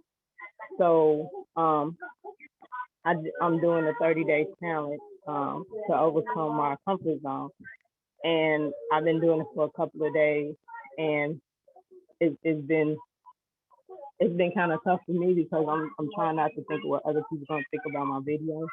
So I've been putting them out there. Of course, I second guess certain things I do, and then I'll redo the video, or I might ask my family what they think. But I've been putting them out there, and every day I'm feeling more and more confident in it. And then I got to think of things to do too. So I believe that, and then I say in certain videos that I'm being the change that I want to see in the world. So I'm not sure if that's what you were talking about when you said bend in reality. You absolutely been in reality. Absolutely. But I've been doing it, and I plan to finish it and do the 30 days and see my outcome from there. But yeah, that's perfect. That's perfect. That's perfect. Let me honor you. You know, and this Can we give her some? Can we give her some? We sure can, Adrian. Good leadership. Please. Come on, y'all. Unmute your mics. No. Come on. She That's came super good. out transparent, all that. Yes. And recording videos. Come on. Yeah, that's it. Thank you, Abby. Yeah, that's it. That's real talk. Let me honor you, Levon. You know what I really like about the story of Jesus the character of Jesus. Right? Listen, yeah, you ain't gotta believe. I just really, really like the character that is Jesus. I really, really, really do. Let me tell you what I like about Jesus. I really like about Jesus, whether you believe or not, that's cool. This is what I really like. I like the fact that Jesus had to pee on himself as a baby. I really do. I really like. No. Because we all go, oh, you can't be perfect. But you think about Jesus, Monica. Jesus had to be potty trained. Or he can't be Jesus. Not according to your faith. He had to be full human. And ain't no humans walking out here potty trained. That really, Pam Norris, that really comforts me. Because it lets me realize, I mean, if Jesus had to learn how to read, if Jesus had to get, I don't know if they had diapers, whatever they did, changed, it makes me say, huh, me too. So to your point, Levant, you got to start somewhere. Jesus did. Jesus didn't start at the cross. Oh man, come on, man. Don't start nothing. Don't. It's too late for that now. It's too late. Yo, Jesus didn't start at resurrection. That man started at potty training. And that gives me great comfort. It lets me, and that's like real talk. It's kind of hard to disagree with that. That gives me so much comfort. It makes me realize, so where I'm at, I'm okay. I'm not behind. I'm fine. Levon said, I'm putting on these videos and I'm kind of nervous and I'm not sure. They also asked my mom, I asked my family, I asked this, I asked that. You're starting somewhere and you're feeling good, you're doing well. As long as you're starting and as long as you keep going, you sound just like Jesus to me. Antonio T. Smith Jr., you can't. Oh, go ahead. Look, well, thank you, but look, I'm getting tired of people passing me up. So that's where that bending reality comes in at. All right. So you just got to bend reality and know they may have a head start, but you're going to finish and you're going to finish well. That's what bending reality comes in at. Cool. Apply those steps 1 through 4. You'll be good to go. Tony O.T. Smith Jr., you can't plan better. You can't dominate. Thank you, everybody. We'll see you tomorrow. Morning meeting, Bitcoin and stuff. Y'all have a good one. Good night, everybody. Great call. Love you. Love you more. Good All right, night. everybody. All right. Good night.